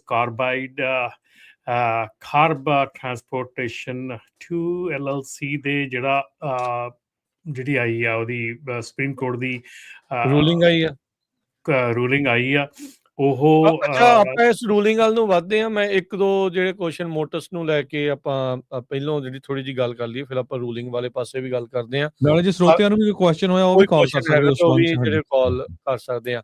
ਸੋ ਜਿੱਦਾਂ ਤੁਸੀਂ ਕਿਹਾ ਵੀ ਸਿਸਟਮ ਥੋੜਾ ਜਿਹਾ ਸਲੋ ਚੱਲ ਰਿਹਾ, ਤੇ ਇਹ ਸਾਰੇ ਪਾਸੇ ਹੀ ਇਦਾਂ ਦੁਨੀਆ 'ਚ ਹੀ ਇਹ ਦਸਤੂਰ ਆ ਰਮਨ ਜੀ, ਵੀ ਜਦੋਂ ਲਾਸਟ ਡੇਟ ਹੁੰਦੀ ਉਦੋਂ ਹੀ ਸਾਰਿਆਂ ਨੇ ਉਸ ਪਾਸੇ ਵੱਲ ਨੂੰ ਜਿਹੜਾ ਉਹ ਜਾਣਾ ਹੁੰਦਾ ਆ। ਸੋ ਇਹ ਚੀਜ਼ ਦੇ ਲਈ ਜਿਹੜਾ ਪੁਰਾਣਾ ਸਿਸਟਮ ਆ ਉਹ 'ਚੋਂ ਇਹਨੂੰ ਲਈ ਕਿ ਟਰਾਂਸਫਰ ਹੋਣਾ ਆ, ਉਸ ਸੇਮ ਲੌਗਇਨ ਦੇ ਨਾਲ ਹੀ ਹੋ ਜਾਣਾ ਹੈ ਜਾਂ ਨਵਾਂ ਬਣਾਉਣਾ ਪੈਣਾ ਹੈ? ਨਹੀਂ, ਸਾਰਾ ਕੁਝ ਸੇਮ ਹੀ ਰਹਿਣਾ ਆ। ਤੁਹਾਡਾ ਲੌਗਇਨ ਸੇਮ ਰਹਿਣਾ, ਐਵਰੀਥਿੰਗ ਸੇਮ ਰਹਿਣੀ ਆ, ਤੁਹਾਡੀ ਇਨਫੋਰਮੇਸ਼ਨ ਸੇਮ ਰਹਿਣੀ ਆ। ਸਿਸਟਮ ਚੇਂਜ ਹੋ ਜਾਣਾ ਆ, ਕਿਉਂਕਿ ਸਿਸਟਮ ਦੇ ਵਿੱਚ ਜਿਹੜੀ ਦੇਖੋ ਰਾਜਕਰਨ, ਸਾਰਿਆਂ ਨਾਲੋਂ ਵੱਡੀ ਜਿਹੜੀ ਪ੍ਰੋਬਲਮ ਸੀਗੀ ਇਸ ਵੇਲੇ ਉਹ ਕੀ ਸੀਗੀ ਕਿ ਇਸ ਸਿਸਟਮ ਦੇ ਵਿੱਚ ਇੱਕੋ ਹੀ ਲੌਗਇਨ ਹੁੰਦਾ ਸੀਗਾ, ਜਿਹਨੂੰ ਪਰਮਿਟਸ ਵਾਲੇ ਵੀ ਯੂਜ਼ ਕਰਦੇ ਸੀਗੇ, ਹੋਰ ਵੀ ਜਿਹੜੇ ਬੰਦੇ ਸੀਗੇ ਯੂਜ਼ ਕਰਦੇ ਸੀਗੇ, ਚਾਹੇ ਕੰਪਨੀਆਂ ਸੀਗੀਆਂ, ਚਾਹੇ ਉਹਨਾਂ ਦੇ ਕੋਈ ਏਜੰਟ ਸੀਗੇ, ਕੋਈ ਵੀ ਸੀਗਾ, ਹਰ ਇੱਕ ਬੰਦਾ ਇਹੋ ਹੀ ਆਪਾਂ ਹਮੇਸ਼ਾ ਸੁਣਿਆ ਕਿ ਮੇਰੀ ਈਮੇਲ ਲੈ ਲਓ, ਮੇਰਾ ਪਾਸਵਰਡ ਲੈ ਲਓ, ਮੇਰਾ ਚੇਂਜ ਕਰ ਦਿਓ ਜਾਂ ਤੁਸੀਂ ਉੱਥੇ ਕੀ ਹੁੰਦਾ ਸੀਗਾ ਵੀ ਕਈ ਜਿਹੜੀਆਂ ਸਰਵਿਸ ਏਜੰਟ ਹੈਗੇ ਆ, ਚਾਹੇ ਉਹ ਡਰੱਗ ਟੈਸਟਿੰਗ ਆ, ਚਾਹੇ ਉਹ ਕਲੀਅਰਿੰਗ ਹਾਊਸ ਵਾਲੇ ਆ, ਜਾਂ ਚਾਹੇ ਉਹ ਪਰਮਿਟਿੰਗ ਵਾਲੇ ਆ, ਜਿਹੜੇ ਏਜੰਟਸ ਹੁੰਦੇ ਸੀਗੇ ਉਹਨਾਂ ਦੇ ਜਿਹੜੇ ਆ ਕਈ ਵਾਰੀ ਨੰਬਰ ਚੇਂਜ ਕਰ ਦਿੰਦੇ ਸੀਗੇ। ਜਿਹੜਾ ਉਹਨਾਂ ਦਾ ਟੈਕਸਟ ਵਾਲਾ ਨੰਬਰ ਹੈ ਉਹ ਚੇਂਜ ਕਰ ਦਿੰਦੇ ਸੀਗੇ ਕਿ ਤਾਂ ਕਿ ਬਾਰ-ਬਾਰ ਕਸਟਮਰ ਨੂੰ ਕਾਲ ਨਾ ਕਰਨੀ ਪਵੇ, ਉਹ ਕੋਡ ਨਾ ਲੈਣਾ ਪਵੇ। ਕਈ ਵਾਰੀ ਈਮੇਲ ਤੱਕ ਵੀ ਚੇਂਜ ਹੋ ਜਾਂਦੀ, ਨਵੀਆਂ ਈਮੇਲਾਂ ਤੱਕ ਵੀ ਲੋਕਾਂ ਨੇ ਬਣਾ ਕੇ ਤੇ ਉਹਦੇ ਵਿੱਚ ਪਾਤੀਆਂ ਤਾਂ ਕਿ ਉਹਨਾਂ ਨੂੰ ਸਾਈਨ ਇਨ ਕਰਨਾ ਸੌਖਾ ਰਹੇ, ਈਜ਼ੀ ਰਹਿ ਜਾਵੇ ਸਾਰਾ ਕੁਝ ਕਰਨਾ। ਤੇ ਉਹਦੇ ਨਾਲ ਕੀ ਹੁੰਦਾ ਸੀਗਾ ਰਾਜਕਰਨ ਵੀ ਓਨਰ ਦੀ ਇਹ ਇੱਕ ਮਾਸਟਰ ਈਮੇਲ ਹੁੰਦੀ ਸੀ, ਉਹਦੇ ਨਾਲ ਜਿੰਨੇ ਵੀ ਅਪਡੇਟ ਹੁੰਦੇ ਸੀ ਕਿ ਚੇਂਜਸ ਹੁੰਦੀਆਂ ਸੀ, ਉਹਦਾ ਪਤਾ ਨਹੀਂ ਸੀ ਲੱਗ ਰਿਹਾ ਕਿ ਕੌਣ ਚੇਂਜਸ ਕਰ ਰਿਹਾ ਹੈਗਾ, ਕਿਉਂਕਿ ਇੱਕੋ ਹੀ ਲੌਗਇਨ ਹੈਗਾ, ਇੱਕੋ ਹੀ ਚੀਜ਼ ਹੈਗੀ ਆ, ਠੀਕ ਹੈ ਨਾ। ਤੇ ਇਸ ਕਰਕੇ ਇਹ ਜਿਹੜਾ ਹੁਣ ਸਿਸਟਮ ਹੈਗਾ, ਇਹਦੇ ਵਿੱਚ ਜਦੋਂ ਤੁਸੀਂ ਹੁਣ ਨੈਕਸਟ ਮੰਡੇ ਤੋਂ ਜਦੋਂ ਸ਼ੁਰੂ ਹੋਊਗਾ, ਤੇ ਇਹਦੇ ਵਿੱਚ ਜਿਹੜੀ ਚੀਜ਼ ਹੋਊਗੀ ਉਹਦੇ 'ਚ ਹਰੇਕ ਜਿਹੜਾ ਯੂਜ਼ਰ ਹੈਗਾ ਉਹਦਾ ਸੈਪਰੇਟ ਲੌਗਇਨ ਆਪਣਾ ਹੋਊਗਾ, ਉਹਦੀ ਵੈਰੀਫਿਕੇਸ਼ਨ ਹੋਊਗੀ ਪ੍ਰੋਪਰ ਢੰਗ ਦੇ ਨਾਲ, ਤੇ ਤਾਂ ਕਿ ਉਹ ਉਸ ਰੋਲ ਦੇ ਵਿੱਚ ਉਹਦਾ ਯੂਜ਼ਰ ਲੌਗਇਨ ਜਿਹੜਾ ਉਹ ਬਣੂਗਾ। ਸੋ ਉਹਦੇ ਨਾਲ ਕੀ ਆ ਕਿ ਉਹ ਜਿਹੜੀ ਚੀਜ਼ ਆ, ਕੋਈ ਵੀ ਤੁਹਾਡੇ ਅਕਾਊਂਟ 'ਚ ਚੇਂਜਸ ਕਰ ਰਿਹਾ ਹੈਗਾ, ਕੌਣ ਕਰ ਰਿਹਾ ਹੈਗਾ, ਕਿੱਥੋਂ ਕਰ ਰਿਹਾ ਹੈਗਾ, ਉਹ ਸਾਰੀਆਂ ਚੀਜ਼ਾਂ ਪਤਾ ਲੱਗਣਗੀਆਂ। ਤੇ ਦੂਸਰੀ ਚੀਜ਼ ਆ ਕਿ ਹਰੇਕ ਜਿਹੜਾ ਤੁਹਾਡਾ ਲੌਗਇਨ ਹੋਊਗਾ ਹੁਣ ਉਹਨੂੰ ਜਿਹੜੀ IDMIA ਕੰਪਨੀ ਹੈਗੀ ਆ, ਜਿਹੜੀ ਕਿ ਆਪਾਂ ਨੂੰ 에ਅਰਪੋਰਟ ਤੇ ਜਾਂਦੇ ਸਮੇਂ ਆਪਣੇ ਜਿਹੜੇ ਫੇਸ ਰੈਕਗਨੀਸ਼ਨ ਦੇ ਨਾਲ, ਹਾਂਜੀ, ਉਹ ਜਿਹੜੀ IDMIA ਕੰਪਨੀ ਹੈਗੀ ਆ ਉਹਦੇ ਥਰੂ ਹੁਣ ਤੁਹਾਡਾ ਜਿਹੜਾ ਰਜਿਸਟ੍ਰੇਸ਼ਨ ਹੋਇਆ ਕਰੇਗੀ, ਤੁਹਾਡੇ ਅਕਾਊਂਟ 'ਚ ਲੌਗਇਨ, ਤੁਹਾਡਾ ਯੂਜ਼ਰ ਲੌਗਇਨਸ, ਤੇ ਜਿਹੜਾ ਮਾਸਟਰ ਲੌਗਇਨ ਹੈਗਾ ਜਾਂ ਜਿਹੜਾ ਕੰਪਨੀ ਦਾ ਓਨਰ ਦਾ ਲੌਗਇਨ ਹੈਗਾ, ਉਹਦੇ ਨਾਲ ਤੁਸੀਂ ਹੁਣ ਹਰ ਇੱਕ ਬੰਦਾ ਲੌਗਇਨ ਨਹੀਂ ਕਰ ਸਕੇਗਾ, ਹਰ ਇੱਕ ਬੰਦੇ ਨੂੰ ਆਪਣਾ ਯੂਜ਼ਰ ਅਕਾਊਂਟ ਉਹਦੇ ਵਿੱਚ ਬਣਾਉਣਾ ਪਏਗਾ, ਵੱਖਰੀ ਮਤਲਬ ਭੂਮਿਕਾ ਦਿੱਤੀ ਜਾਵੇਗੀ ਉਹਨਾਂ ਨੂੰ। ਜੀ। ਸੋ ਇਹਦਾ ਬਿਗ ਰੀਜ਼ਨ ਇਹੋ ਹੀ ਆ ਕਿ ਇਹਦੇ ਨਾਲ ਫਰਾਡ ਦੀ ਜਿਹੜੀ ਪ੍ਰੀਵੈਂਸ਼ਨ ਆ ਉਹ ਜ਼ਰੂਰ ਡੈਫੀਨੇਟਲੀ ਫਰਾਡ ਪ੍ਰੀਵੈਂਸ਼ਨ ਜਿਹੜੀ ਹੋ ਜਾਊਗੀ। ਜਿੱਦਾਂ ਕਿ ਹੁਣ ਬਹੁਤ ਕੰਪਨੀਆਂ ਕਹਿੰਦੀਆਂ ਕਿ ਸਾਡੀ ਇਨਫੋਰਮੇਸ਼ਨ ਚੇਂਜ ਹੋ ਗਈ, ਸਾਨੂੰ ਪਤਾ ਨਹੀਂ ਲੱਗਾ, ਜਾਂ ਸਾਨੂੰ ਕੋਈ ਸਾਡੇ ਨਾਂ ਤੇ ਕੰਮ ਕਰੀ ਜਾਂਦਾ। ਸੋ ਉਹ ਬਹੁਤ ਚੀਜ਼ਾਂ ਜਿਹੜੀਆਂ ਆ ਉਹ ਨਾ ਘਟ ਜਾਣਗੀਆਂ, ਕਰਵ ਆਊਟ ਹੋ ਜਾਣਗੀਆਂ। ਪਰ ਰਮਨ ਜੀ, ਜੇ ਕਿਸੇ ਕੋ ਮਤਲਬ ਉਹ ਯੂਜ਼ਰਨੇਮ ਉਹਨਾਂ ਨੇ ਦਿੱਤਾ ਹੋਇਆ ਜਾਂ ਉਹ ਈਮੇਲ ਵਗੈਰਾ ਦਿੱਤੀ ਹੋਈ ਆ, ਕੋਈ ਹੋਰ ਬੰਦਾ ਫਿਰ ਇਹਨਾਂ ਦੀ ਥਾਂ ਤੇ ਲੌਗਇਨ ਤਾਂ ਵੀ ਕਰ ਸਕੂਗਾ? ਉਹ ਫਿਰ ਉਹ ਹੁਣ ਮਤਲਬ ਬੇਸਿਕਲੀ ਦੁਰ ਤੋਂ ਇੱਕ ਸਾਰਾ ਕਲੀਨ ਸਲੇਟ ਤੋਂ ਸ਼ੁਰੂ ਕਰਨਾ ਚਾਹੀਦਾ ਸਭ ਨੂੰ। ਨਹੀਂ, ਕਲੀਨ ਸਲੇਟ ਤੋਂ ਹੀ ਹੋਏਗਾ। ਜਿਹੜੇ ਤਾਂ ਹੁਣ ਜਿਹੜੇ ਨਵੇਂ ਲਾਗੂ ਹੋਣਗੇ, ਨਵੇਂ ਬਣਨਗੇ, ਉਹਨਾਂ ਦੇ ਤਾਂ ਫੇਸ ਆਈਡੀ ਦੇ ਨਾਲ ਸਾਰਾ ਕੁਝ ਰਜਿਸਟ੍ਰੇਸ਼ਨ ਹੋਣੀ ਹੈ। ਤੁਹਾਡੀ ਫੇਸ ਆਈਡੀ ਦੇ ਨਾਲ ਰਜਿਸਟ੍ਰੇਸ਼ਨ ਹੋਊਗੀ। ਜਸਟ ਈਮੇਲ ਕੋਡ ਜਾਂ ਸੈੱਲਫੋਨ ਕੋਡ ਜਾਂ ਉੱਤੇ ਤੁਹਾਡੀ ਹੁਣ ਰਜਿਸਟ੍ਰੇਸ਼ਨ ਨਹੀਂ ਹੋਣੀ। ਪਰ ਸੋ ਜਿੰਨਾ ਕੁ ਦਾ ਕਿਸੇ ਦਾ ਕੀਤਾ ਆ, ਤੁਸੀਂ ਐਗਜ਼ੈਕਟ ਪ੍ਰੋਸੈਸ ਜਿਹੜਾ ਉਹ ਦੱਸਿਓ ਵੀ ਜਿਹਦੀ ਕੰਪਨੀ ਆ, ਜਿਹਦਾ ਨਾਂ ਆ, ਉਸੇ ਦੀ ਹੀ ਆਈਡੀ ਜਿਹੜੀ ਉਹਨਾਂ ਨੇ ਕਨਫਰਮ ਕਰਕੇ ਫਿਰ ਰਜਿਸਟਰ ਹੋਣ ਦੇਣਾ ਹੈ। ਇਹ ਮਤਲਬ ਈਵਨ ਪਰਸਨਲ ਆਇਡੈਂਟੀਟੀ ਵੀ ਜਿਹੜੀ ਆ ਉਹ ਵੀ ਚੈੱਕ ਹੋਣੀ ਆ, ਪਲੱਸ ਉਹਦੇ ਨਾਲ ਬਿਜ਼ਨਸ ਆਇਡੈਂਟੀਟੀ ਵੀ ਚੈੱਕ ਹੋਣੀ ਹੈ। ਜਿਹੜੀ ਬਿਜ਼ਨਸ ਆਇਡੈਂਟੀਟੀ ਆ, ਕਈ ਕੰਪਨੀਜ਼ ਜਿੱਦਾਂ ਕਿ ਆਪਾਂ ਕਹਿ ਰਹੇ ਕਿ ਆਫਸ਼ੋਰ ਕੰਪਨੀਜ਼ ਬੈਠੀਆਂ ਹੈਗੀਆਂ, ਉਹ ਕੰਮ ਕਰ ਰਹੀਆਂ ਹੈਗੀਆਂ ਇੱਥੇ। ਸੋ ਇਸ ਕਰਕੇ ਤੁਹਾਡੀ physical business location, business identity, ਤੁਹਾਡੀ ਇੱਥੇ ਕਾਰਪੋਰੇਸ਼ਨ, ਹਰ ਇੱਕ ਚੀਜ਼ ਜਿਹੜੀ ਆ ਉਹ ਉਹਦੇ ਥਰੂ ਜਾਣੀ ਆ ਚੈਕਿੰਗ ਦੇ, ਤਾਂ ਜਾ ਕੇ ਤੁਹਾਡਾ ਜਿਹੜਾ ਪੀਓ ਬਾਕਸ ਨਹੀਂ ਚੱਲਣਗੇ? ਨੋ ਪੀਓ ਬਾਕਸ ਤਾਂ ਅੱਗੇ ਵੀ ਇਲੀਗਲ ਸੀਗੇ। ਪੀਓ ਬਾਕਸ ਤਾਂ ਅੱਗੇ ਵੀ ਨਹੀਂ ਚਲਾ ਸਕਦੇ ਸੀਗੇ, ਕਿਉਂਕਿ ਅੱਗੇ ਇਦਾਂ ਹੁੰਦਾ ਸੀਗਾ ਕਿ ਜਿਹੜੇ ਯੂਪੀਐਸ ਦੇ ਐਡਰੈਸਸ ਹੈਗੇ ਆ, ਉਹ ਸਟਰੀਟ ਐਡਰੈਸ ਹੁੰਦਾ ਸੀ ਤੇ ਅੱਗੇ ਲਿਖਿਆ ਹੁੰਦਾ ਸੀਗਾ ਨੰਬਰ 524। ਉਹ 524 ਬਾਕਸ ਨੰਬਰ ਹੁੰਦਾ ਸੀਗਾ। ਹੁਣ ਅਪਾਰਟਮੈਂਟ ਵੀ ਹੋ ਸਕਦਾ, ਉਹ ਵੀ ਹੋ ਸਕਦਾ, ਪਰ ਉਹ ਜਿਹੜਾ ਯੂਪੀਐਸ ਦਾ ਉਹ ਢੰਗ ਸੀਗਾ, ਉਹ ਹੁਣ ਇੱਥੇ ਰਜਿਸਟ੍ਰੇਸ਼ਨ 'ਚ ਪਹਿਲਾਂ ਵੀ ਨਹੀਂ ਉਹ ਸਹੀ ਸੀਗਾ, ਲੇਕਿਨ ਹੁਣ ਤਾਂ ਬਿਲਕੁਲ ਨਹੀਂ ਗਾ। ਓਕੇ, ਸੋ ਜਿਹਦੀ ਕੰਪਨੀ ਆ, ਜਿਹਦੇ ਨਾਂ ਤੇ ਆ, ਉਹ ਬੰਦੇ ਦੀ ਆਪ ਹੁਲੀਆ ਜਿਹੜਾ ਆ ਉਹ ਚੈੱਕ ਹੋਣਾ ਆ। ਫਿਰ ਉਹ ਜਿੱਦਾਂ ਤੁਸੀਂ ਕਿਹਾ ਵੀ ਉਹ ਫਰਾਡ ਵਾਲਾ ਜਿਹੜਾ ਕੰਮ ਸੀ, ਸਾਡਾ ਐਮਸੀ ਚੱਕ ਲਿਆ ਉਹਨਾਂ ਨੇ, ਉਹ ਕਰ ਲਿਆ, ਉਹਦੇ ਤੇ ਜ਼ਰੂਰ ਜਿਹੜੀ ਰੋਕ ਲੱਗੂਗੀ। ਪਰ ਇਹ ਆ ਵੀ ਇਸ ਨਾਂ ਦੇ ਉੱਤੇ ਹੁਣ ਸਕੈਮ ਵੀ ਬੜੇ ਹੋਣੇ ਆ, ਉਹ ਵੀ ਜਿਹੜਾ ਬਚ ਕੇ ਜਿਹੜਾ ਉਹ ਚੱਲਿਓ। ਇਹ ਰਾਜਕਰਨ ਬਿਲਕੁਲ ਸਹੀ ਗੱਲ ਕੀਤੀ ਤੁਸੀਂ, ਬਿਲਕੁਲ ਵਧੀਆ ਕੁਐਸਚਨ ਹੈਗਾ ਕਿ ਇਸ ਚੀਜ਼ ਦੇ ਉੱਤੇ ਬਹੁਤ ਜਿਹੜੀਆਂ ਕੰਪਨੀਜ਼ ਆ ਆਲਰੇਡੀ ਐਡਵਰਟਾਈਜ਼ ਕਰ ਰਹੀਆਂ ਕਿ ਨਵੇਂ ਸਿਸਟਮ ਦੇ ਵਿੱਚ ਉਹ ਤੁਹਾਡੀ ਆਹ ਹੈਲਪ ਕਰ ਦੇਣਗੀਆਂ। ਨਵਾਂ ਸਿਸਟਮ ਅਜੇ ਕਿਸੇ ਨੂੰ ਨਹੀਂ ਪਤਾ। ਮੈਂ ਕਲੋਜ਼ਲੀ ਵਾਚ ਕੀਤਾ, ਮੈਂ ਡੈਮੋ ਵਾਚ ਕੀਤੀ ਆ, ਲੇਕਿਨ ਅਜੇ ਤੱਕ ਮੈਨੂੰ ਲਿਟਰਲੀ ਕਿਸੇ ਕੰਪਨੀ ਨੂੰ ਉਹਦਾ ਐਕਸੈਸ ਨਹੀਂ ਹੈਗਾ ਕਿ ਜਿਹੜਾ ਉਹ ਦੇਖ ਸਕੇ ਕਿ ਉਹ 'ਚ ਕੀ ਹੈਲਪ ਕਰ ਸਕਦੀਆਂ, ਕੀ ਨਹੀਂ ਕਰ ਸਕਦੀਆਂ। ਸੋ ਅੱਜ ਹੀ ਮੈਂ ਫੇਸਬੁੱਕ ਦੇ ਉੱਤੇ ਸਵੇਰੇ ਦੇਖਦਾ ਸੀਗਾ ਕਿ ਦੇਰ ਆਰ ਫਿਊ ਕੰਪਨੀ ਜਿਹੜੀਆਂ ਆਲਰੇਡੀ ਕਹਿ ਰਹੀਆਂ ਕਿ you need help in motors, we are ready to help you and all that. So I don't think so ਕਿ ਉਹਦੇ ਵਿੱਚ ਅਜੇ ਤੱਕ ਕਿਸੇ ਕੋਲ ਉਹ ਇੰਟਰਫੇਸ ਹੈਗਾ ਆ। ਸੋ ਪਲੀਜ਼, ਜੇ ਤੁਹਾਨੂੰ ਕੋਈ ਵੀ ਕੰਪਨੀ ਰੀਚ ਆਊਟ ਕਰਦੀ ਆ, ਕੋਈ ਵੀ ਕੰਪਨੀ, ਔਰ ਰਾਜਕਰਨ ਤੁਹਾਨੂੰ ਮੈਂ ਇੱਕ ਗੱਲ ਦੱਸ ਦਿੰਦਾ ਕਿ ਇਹਦੇ ਵਿੱਚ ਬਹੁਤ ਜਿਹੜੇ ਸਿਸਟਮ ਆ ਆਪਾਂ ਨੂੰ ਇਸ ਵੇਲੇ ਲੱਗਦੇ ਆ ਕਿ ਕੰਪਲਿਕੇਟਡ ਆ, ਪਰ ਬਹੁਤ ਜਿਹੜੀ ਚੀਜ਼ਾਂ ਹੈਗੀਆਂ ਉਹ ਈਜ਼ੀ ਕੀਤੀਆਂ ਹੈਗੀਆਂ ਤਾਂ ਕਿ ਜਿਹੜਾ ਓਨਰ ਹੈਗਾ ਉਹ ਆਪ ਇਹ ਸਾਰੇ ਕੰਮ ਕਰ ਸਕੇ ਜੇ ਉਹ ਚਾਹੁੰਦਾ ਆ। ਠੀਕ ਹੈ ਨਾ? ਸੋ ਇਹਦੇ ਵਿੱਚ ਕਾਫੀ ਈਜ਼ੀਨੈਸ ਕੀਤੀ ਗਈ, ਕਾਫੀ ਇਹਦੇ 'ਚ ਮਤਲਬ ਕਿ ਉਹਨਾਂ ਨੇ ਓਪਨਨੈਸ ਦਿਖਾਈ ਆ, ਜਿਹਦੇ ਵਿੱਚ ਕਿ ਤੁਸੀਂ ਚੀਜ਼ਾਂ ਜਿਹੜੀਆਂ ਆ ਉਹ ਟੈਕਨੋਲੋਜੀਕਲੀ, ਜੇ ਤੁਸੀਂ ਟੈਕਨੋਲੋਜੀ ਦੇ ਨਾਲ ਥੋੜ੍ਹੇ ਬਹੁਤ ਵਾਸਤਾ ਰੱਖਦੇ ਆ ਤਾਂ ਤੁਸੀਂ ਇਹ ਚੀਜ਼ਾਂ ਬੜੀ ਆਰਾਮ ਦੇ ਨਾਲ ਕਰ ਸਕਦੇ ਆ, ਜਿਹੜੀਆਂ ਚੀਜ਼ਾਂ ਦਾ ਕਿ people charge a lot of money. ਅੱਛਾ, ਹੁਣ ਜਿੱਦਾਂ ਜਿਨ੍ਹਾਂ ਦੇ ਐਮਸੀ ਵਗੈਰਾ ਚੋਰੀ ਹੋਏ ਪਏ ਸੀਗੇ, ਜਿਹੜੇ ਕਹਿੰਦੇ ਵੀ ਸਾਡੇ ਨਾਲ ਆ, ਉਹਨਾਂ ਨੂੰ ਇਹ ਹੁਣ ਮੌਕਾ ਮਿਲ ਜੂਗਾ ਵੀ ਭਾਈ ਉਹ ਬੰਦੇ ਬਾਹਰ ਕਰ ਦਿਓ, ਉੱਤੇ ਆਪਣੀ ਜਿਹੜੀ ਕੰਪਨੀ ਆ ਉਹਨਾਂ ਨੰਬਰਾਂ ਦੇ ਉੱਤੇ ਉਹਦੇ ਤੇ ਆਪਣਾ ਕੰਟਰੋਲ ਵਾਪਸ ਜਿਹੜਾ ਉਹ ਲੈ ਲਓ। ਯਾਰ ਰਾਜਕਰਨ, ਹੁਣ ਇੱਕ ਤਾਂ ਚੀਜ਼ ਪੱਕੀ ਆ ਕਿ ਫਰੰਟ ਗੇਟ ਜਿਹੜਾ ਆ ਉਹ ਬੰਦ ਕੀਤਾ ਗਿਆ ਆ। ਫਰੰਟ ਗੇਟ ਦਾ ਜਿਹੜੀ ਚੀਜ਼ ਆ ਕਿ ਐਂਟਰੈਂਸ ਜਿਹੜੀ ਆ ਉਹ ਔਖੀ ਕੀਤੀ ਗਈ ਹੈ, ਐਂਟਰੈਂਸ ਜਿਹੜੀ ਆ ਸਟ੍ਰਿਕਟ ਕਰ ਦਿੱਤੀ ਗਈ ਆ। ਸੋ ਵਾਂਸ ਤੁਹਾਡੀ ਐਂਟਰੈਂਸ ਜਿਹੜੀ ਆ ਸਟ੍ਰਿਕਟ ਹੋ ਜਾਂਦੀ ਹੈ, ਦੈਨ ਤੁਸੀਂ ਇੰਟਰਨਲ ਕੰਮ ਕਰਦੇ ਆ ਕਿ ਹੁਣ ਸਾਡੇ ਫਰੰਟ ਗੇਟ ਤੋਂ ਤਾਂ ਨਹੀਂ ਬੰਦੇ ਆ ਰਹੇ, ਲੇਕਿਨ ਜਿਹੜੇ ਹੁਣ ਇੱਥੇ ਅੰਦਰ ਆ ਉਹਨਾਂ ਨੂੰ ਹੁਣ one by one we going to deal with them, ਉਹਨਾਂ ਨੂੰ ਜਿਹੜੀ ਸ਼ਾਂਤੀ ਹੋਣੀ ਸ਼ੁਰੂ ਹੋ ਜਾਣੀ ਹੈ ਕਿ ਉਹਨਾਂ ਨੂੰ ਕੀ ਕਰਨਾ ਹੈਗਾ। ਸੋ ਇਹ ਚੀਜ਼ਾਂ ਜਿਹੜੀਆਂ ਆ ਇਹ ਵਾਪਰ ਰਹੀਆਂ ਇਸ ਵੇਲੇ ਐਡਮਿਨਿਸਟ੍ਰੇਸ਼ਨ ਦੇ ਵਿੱਚ ਬੜੀ ਤੇਜ਼ੀ ਦੇ ਨਾਲ, ਡਿਪਾਰਟਮੈਂਟ ਦੇ ਵਿੱਚ ਬੜੀ ਤੇਜ਼ੀ ਦੇ ਨਾਲ ਇਹ ਚੀਜ਼ਾਂ ਆ ਰਹੀਆਂ ਹੈਗੀਆਂ।